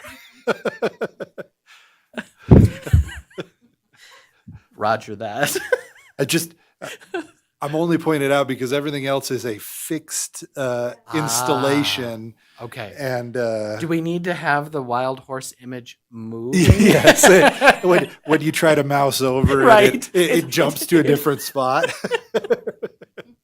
You never know where the wild horses are going to be. Maybe that'll have to be a disclaimer that legal will approve of. Wild horses subject to their availability on any given day. So would you mind scrolling down a little bit more? Because maybe there's a couple things that there's our no before you can go. We got the ticket in. Okay. That we covered. Events and weddings. Again, if you're deeper down in, you click on that, learn more. And then the history piece. Yeah. And that's something I know Leah's really proud of, building out a historical piece to this puzzle. And what I would say, I had some very good conversations with the museum's staff over these last few weeks, and they want to reciprocate. So the idea would be that they also, through their website or websites, would be able to talk about the V&T and offer the ability for somebody that's booking an admission, to go to one of the museums, if they also want to do the V&T, get them over to our website as well. So we're working, there's some details that have to be worked out, right? That's going to involve some other folks with a different vendor who's overseeing the build out of the new websites for the different sister agencies underneath the Department of Tourism and Cultural Affairs. But the good news is we happen to be working with, that's Edward Estepona and the Estepona Group. We're working with them for the 3D Cultural Corridor project. So a lot of this is kind of aligning somewhat organically, in terms of the different vendors and what we have kind of going on with the different projects. So they loved it. We're I'll be honest with you, yesterday it was a great conversation talking about packaging, talking about like a rail pass or a rail excursion pass, and the idea that maybe somehow this could actually come to fruition. And interestingly enough, some of the properties in Reno, the Discovery Museum, the Automobile Museum, they're also interested. And so that gets us some reach into Reno, right? A little bigger picture than I was even thinking, at least initially. But lots to be discussed about revenue and who's collecting, how is it being distributed? Is it a revenue and expenditure, depending on how it's being, partitioned off and percentages and all of that. But at least there's an openness to talking about it. And so that's going to be the next series, I think, of conversations. I'm going to talk with some of the folks in and around Reno with the different museum properties. And we also have a piece of this with the Cultural Corridor as well, because so much of what connects Virginia City, Carson City, and the Carson Valley area does revolve around the V&T. Way back when you were talking about, you go down to the mill. So we came up with an entire package, which was really cool, that tied in the Adventure Center that's coming to Carson City. I was like, oh my God, this would be amazing if we could pull something off like this. But anyway, for right now, just trying to cover what we previously discussed. If you want to keep scrolling, I feel like maybe I Yeah, missed no, a if we couple keep scrolling, it's a representation of the mobile, Oh, perfect. Okay. everything the same. Yeah. Okay. Yeah. The footer you'll see a little bit different, right, in terms of the redesign. Okay. Perfect. Yeah. And then that's the mobile with the stacking. So I probably beat it up enough at this point, but All right, no, Yeah. I'd keep going, just yeah, keep scrolling on down, so. I think it comes up. I think it's a 29 on that one, but I know we need, yeah. And I think we have enough from what Zach shot. So they're working with some of the imagery from when we did that big photo shoot too. So it's just whether or not it's gonna work correctly, in the design. So yeah, so you're right, Clay. That's the stacked look on the mobile. But I feel like it's clean, you guys, and I hope Yeah, this is a little bit easier to navigate for people. And what you don't see on the new website is all of our stuff all over everything, right? Meet the V&T Commission financials. It's there, but it's in the footer, so it's not like it disappeared, but it's not a part of the consumer experience or the visitor experience, right? And so anyway, yeah, you got the commission down below. So when you click on that, we didn't feel there was a need to have a vtrailway.biz or something like that to have an industry version. I think just having links in the footer that get you into what will be the new space. I haven't even really talked about that, but my goodness, the way that we'll be able to do the meetings and the postings, Sherry, you will love it because it'll be eerily similar to how we have set up the Visit Carson City, which is how Chris designed it for us. Very simple. It's not going to be the weird way that things work now and you don't know if it's loading or it's going to break or whatever the case may be. So that'll be a totally retooled, very easy click drop, plug and play almost section for boards and financial statements and things of that nature. So yeah, and we've got the newsletter if you want to sign up for that, see it, sign up, all that good stuff. So you want to keep scrolling down, because there's layouts on some other pages and things, I think, as well.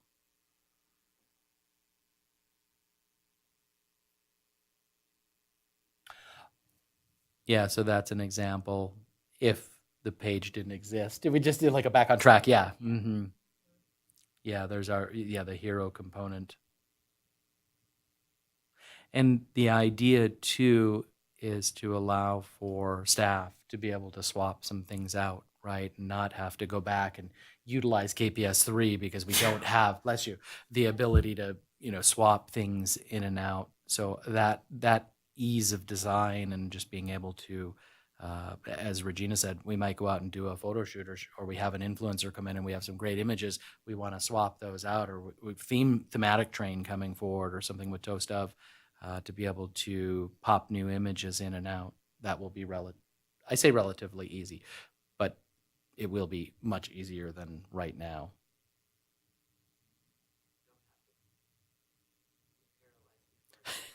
Correct. Yeah, we're not freaking out that the whole website, yeah, exactly, will break. So, and I love these kind of images, right? We tied in, like that old rustic looking pictures from the past, right? And so just trying to bring some of those elements, kind of just to the eye, right? Draw your eye to it. And so I hope you guys like it.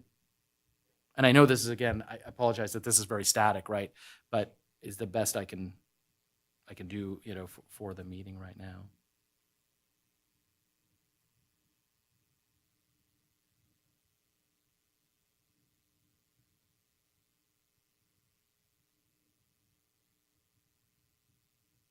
Yeah, just different, sorry for not speaking there, just some different looks and feels and potential layouts with colors again, and then, yeah, timeline. Yep. The historical pieces, I think these are going to be really cool. I didn't know we were doing this today, so Leah was going to do the history stuff. So this is great. I sort of forgot about this, so my apologies, but yeah. And just, you see kind of the difference in the images as we, moving forward. So I think this is a really cool piece. And here you get into sort of the know before you can go. I don't know if people call them FAQs or FAQs, but we like the know before you go. This is great. I had no idea that our passenger base was so heavily into fake Latin. Is there going to be a translate button somewhere? We like to think of ourselves as a global attraction. We're very cultured. We're very cultured. Yes, I promise you will see this in English at some point. Yes. Good. Yes. Yeah. Yeah.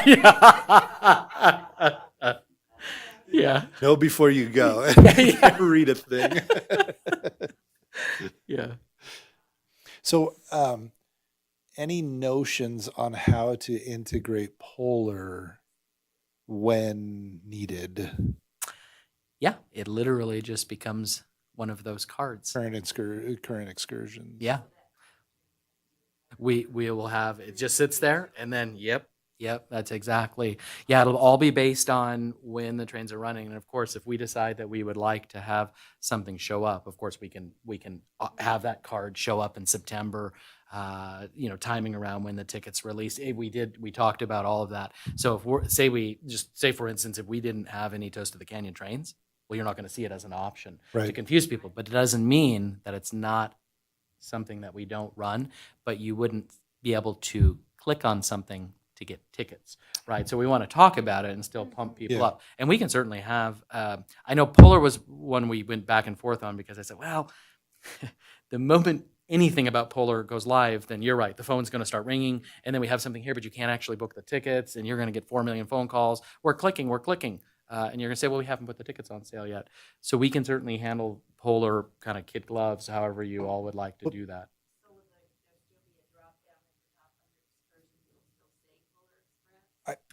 I think we should. I think we should Yes. have one that's just a static page that talks Talks about about time of year the tickets will show up here. Yeah. That we're not affiliated with Ticketmaster. Yep. Yeah. And right. Exactly. Because that's something we need to address now, given everything that happened and some of the other things that we'll talk about on the 7th. Certainly, yes. It just wouldn't have the deep dive with booking. Yep. But yeah. we Yeah. certainly, Well, yes. I think particularly for when you're talking about SEO and people actually finding it, we need the constant presence there. We can't have it go away completely, but very Yeah. focused, very limited, very like very clear that this is the right spot. Maybe Yes. an image gallery or something that people can browse and get excited about it, and then I'm just thinking, yeah, check back in September, yeah. And I think that's where we also, yep, when tickets go on sale, very specific that. list for that. yeah. Maybe it's just a matter of changing that ticket button to say something like, check back in September or coming soon, something, or yeah. even if they click, even if we left the ticket button on there, if they click, then it's just a notification of what's Yeah. coming and the ability to put in the email address Yeah. but it wouldn't actually get them to the tickets. But I do like the idea of it being on there year round. I think it's too big of an event for us to. And Yeah. we do need a place for any of our organic social to drive to, right, as well. So you're right with SEO, again, churning people to the website. We also thought it would be a great idea, for those folks that are interested in then maybe seeing and coming here to ride a train during the spring or the summer or the fall, right? Take the long line. Maybe they're focused, they only do PEX, but again, the idea is draw them deeper in the site, and maybe we could get a second bite at the apple, as in take the long line, take a For thematic sure. train into the canyon or whatever the case may be. Well, So, not only that, but I think let's say, for example, what would normally be a buy tickets link specific to Polar mhm. could be repurposed into several different things, like, did you ride before? Leave us a survey. Mhm. Or interested in working the Polar I Express? was just going to say, Oh, put the yeah. audition notice on it. Yeah. Or yeah. even just There you like an opt-in where you Yeah. can build an interest list to then contact when the time comes. That would be Just great. Passively let that happen. I love it. That's Want to great. vandalize the North Pole? Here's how you do it. Yeah. Well, I know. Could you do like a teaser of a flyover with a drone or something like? I don't know. Just Yeah, like a there's all quick sorts of teaser? stuff that we could do. Yeah. Oh, it'd be Yeah. super fun to, like Okay. to build excitement as things are starting to come together. Yep. Especially if we had a new building that was being built, like a quick little, not one that fell over, of course, or was knocked over, but a standing building, But yeah, okay. I mean, and some of this, we'll have to be a little bit patient too, because some of this will be on the content side of things and will require some additional, build out and everything. But I like it, and I'll make sure that KPS3 is ready to rock and roll to address some of this for the 7th, and any other thoughts or things that could pop in your head between now and then will be great, feedback for them, because I think I've talked to Travel Nevada, the idea of maybe us doing a marketing grant, perhaps for some content development or build out. We can talk about images and pictures and all that stuff too, but I'm thinking we could use some help for sure on that. I know it doesn't help us, of course, because that would be for next fiscal year starting July 1st for May to get some stuff that Regina needs now. But I would even offer, since Lydia's not here, maybe Zach could go out and shoot, or we throw the drone up, right, and we could get some imagery. Well, of course we would share that, right, for use on the website. So I think we can maybe patch this together at least to get us for this fiscal year. So, yeah. Any other? This is great feedback. I appreciate this and very much. But if there are any questions, other comments, I'm all ears. Okay. Well, cool. Well, thanks everybody. We will keep rolling on this. The game plan is we're still tracking to be on time with tickets being released. So unless I'm not aware of something, we will have the new website launched in March. So to coincide with tickets and everything. So we want to kind of wrap it all up in one. Yeah. So I know it may be a little tricky now if we go with a different assigned seating, system, in Fair Harbor, in terms of getting that all set up, but we'll be ready to go still. Oh, you'll have to push. Yeah.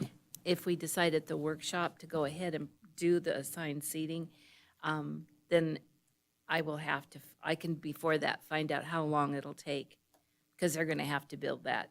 And then the other part of that is I know how they do it up in Virginia City, but to let the customer know what his seat is and the steward know what his seat is and then number those Right. seats in the cars. I mean. Because the car seats are. gonna Tom have to be- already has a system that he uses, Right. which you know, and I've worked with that system too. I think if we had the manifest potentially, then if that manifest stated what their seat was, Right, and it will. 'Cause Yeah. You've got the person standing there with the ticket and we don't have tickets that say seats on them. okay, so yeah, we need Yeah. to discuss We gotta that figure all February that out. 7th. Okay, perfect. Yeah. Okay, yeah, Yeah. let's do that. Yeah. Right. Okay, no, that sounds great. Yep. Okay, well, thanks, everybody. With that, we will move on to 10B, Executive Assistant Update. Sherry, take it away. I just wanted to give you a brief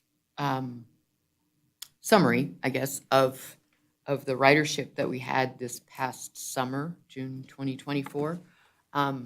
As you know, we added 15 more days this year as opposed to 2023.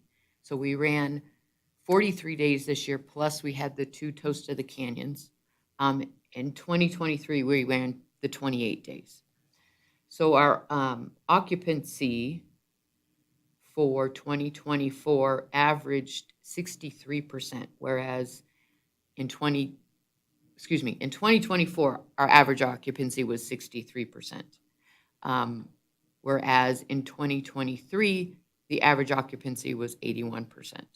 So we kind of stretched out our passengers. And I did for the 2024 season, I did break out the diesel versus the steam. And our average occupancy for the diesel weekends was about 40%. For the steam, our occupancy averaged about 74% ridership. So it was kind of significant difference.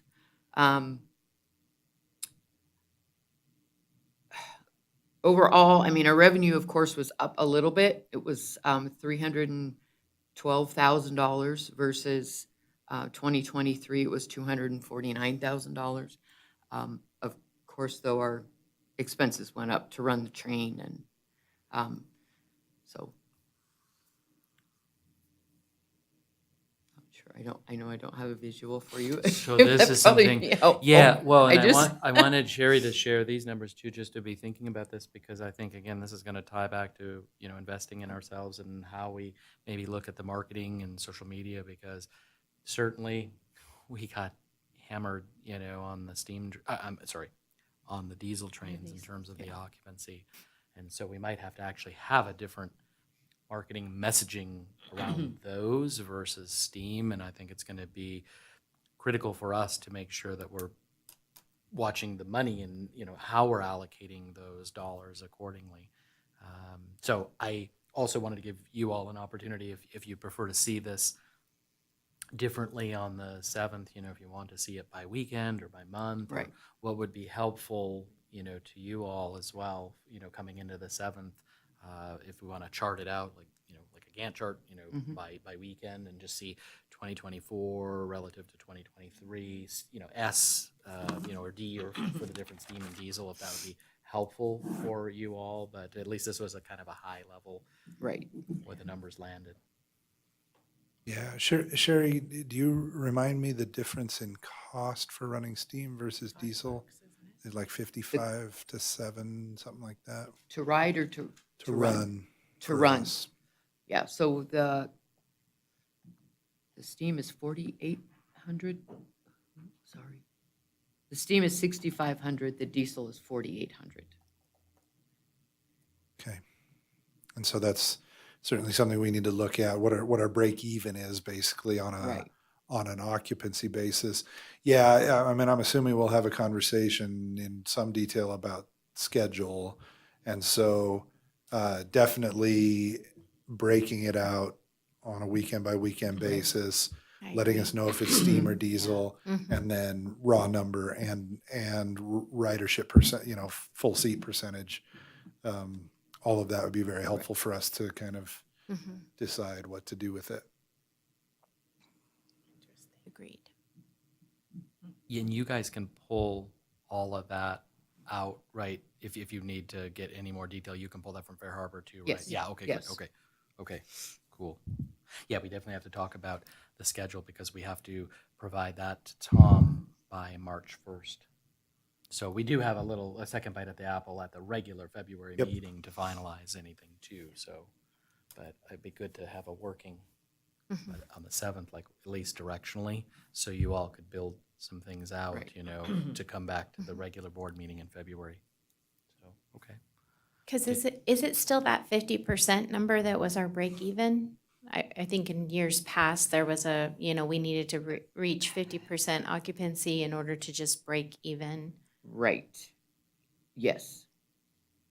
That's the diesel for sure. Is that, yeah, I was gonna say, is that Yeah. diesel and steam, or do we need a higher For threshold? steam, for we need a steam? little bit more than the 50%. We need probably about 55%. Okay, so we did okay on steam, but Yeah. not diesel. Okay. So we, honestly, then we didn't break even on diesel if we're sitting at 40 in aggregate. Right. Correct. Yeah, But sometimes we run trains for consistency, not necessarily for, sure. Yeah, so there's kind of a big picture look at Mm. it. But, yeah, I think, well, not only that, but realize that, you know, I mean, in a way, our mandate is to run the trains. right, And so, and we're subsidized by Story County to do so, right, right? So, yeah. so while obviously our goal should be profitability, you know, sometimes there are other reasons to do things. Yeah. Well, and something too that, next month, I'd love for us to, I don't know if we can pull it off for next fiscal, or I shouldn't say that, this coming year, as in, our operating season, but trying to take a better, bigger, holistic look at events, special events that are taking place throughout all of our communities. And, does it make sense to have a steam versus a diesel or something like that? Because we could cross promote, right? And that's something with the 3D Cultural Corridor that we are also going to be taking a look at, independent of the main, I guess, thrust of the Cultural Corridor.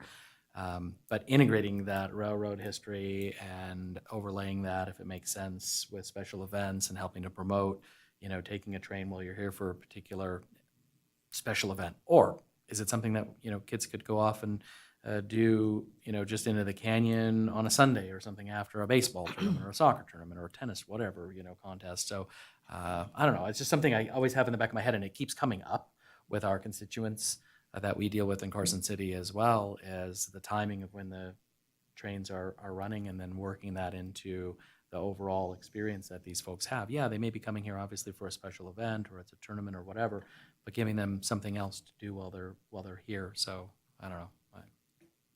Yep. Do you have any? Sorry, I feel like we're cutting you off, but did No, you? no, no. No, are you okay? Yeah. Okay.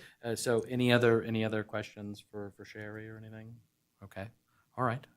Thank you. So I'll have this Yeah, a little more extrapolate out. detail. Yeah, Yes. this was good because at least we got the feedback then for you directionally for the 7th. So excellent. Okay. Okay, there are no other questions, and you don't have anything else, sorry, that you wanted to cover? No, sir. Just save till the 7th. Okay. We'll move on. Okay, great. We'll move on to 10C. So with that, we have the workshop on Friday, February 7th. I think it's still planned for 9 to 5. Yes. Location, you're still trying to figure that out. Oh, will you? Oh, yeah. The location is at the hub, same Oh, spot as great. last year. Oh, okay. And I'll be sending your little menus for you to choose lunch, so in Yeah. the next week or so, probably Yeah. next week. Okay, no, that sounds great. And I'm working through the agenda on that to make sure we kind of get everything laid out, give us some latitude as we've had in the past to allow for some, if we didn't think of everything, so work with Michaela to make sure we're compliant on that end. And then our next regularly scheduled meeting will be Wednesday here in this building on the 26th of February at 9 a.m. So with that, we will go ahead and move on to item 11, Commissioner comments, announcements, requests for information. Anybody have anything they want to, please? I do, thank you. I think Clay and I both have spoken previously about Carson City's bill draft in regards to the V&T, and I think that I updated you all last time that the direction on that changed a little bit. And we're looking at more of a study to be done versus, language changes right out. So I just wanted to let you all know that our bill number is AB 32. It is on the legislative Nellis website, but I also have copies if anybody is interested and wants a copy that I brought. But essentially, we are asking for a study to be conducted during the 25-26 interim committee. And they're going to look at several things that we've requested, and that's all part of the bill draft. So we'll continue to update you through the process and let you know how that's going. Thank you. Again, thanks to both of you for championing that effort. Clay, did you have anything you want to throw out? Yeah, I'll just briefly report. I don't have anything concrete as far as potential other funding sources, but I have had some conversations with folks who are familiar with that. I kind of have a loose plan also to go out and have some conversations with Northern Nevada Railway about some of the things that have worked for them. My goal is to have kind of a rough outline of a concept of a plan, as President Trump would say, by February 7th, so that that's something that we can discuss and potentially get input on a direction to go. Thank you for that, Clay. I will just add on Commissioner Schmitter's part that her term does expire at the end of February, and she is not going to be able to reapply. So that's the governor's appointee position, so I'm sure they'll start their process of recruitment and whatever that will entail. But as I understand it, there'll be 4 of us until such time as Michelle's spot is filled by the governor's office. So she wanted me to relay that to all of you. She will be at the retreat on the 7th. I don't know if she can be here, though, for the 26th. So that's my my update. When was it? Sorry, what was the date on the expiration of the term? The month, roughly. I think it's the 28th Of February. of February. Of February. Okay. Yeah, I'm trying to think of. She sent it to me. I think it is the 28th of February. But let me. Is that? Yeah, I'm pretty sure that's what. I don't think it was the 20. I don't think it tied to the meeting date. So I'm pretty sure it was the 28th. Yeah. Okay. Yeah. So okay. Any other commissioner comments? All right. With that, we'll move on to agenda item 12, public comment. Our second opportunity. If anybody wants to make public comment. Nobody wants to make public comment, Mihaela. This is interesting. All right. Can I get a motion to adjourn then? So moved. We're adjourned. Thank you, everybody.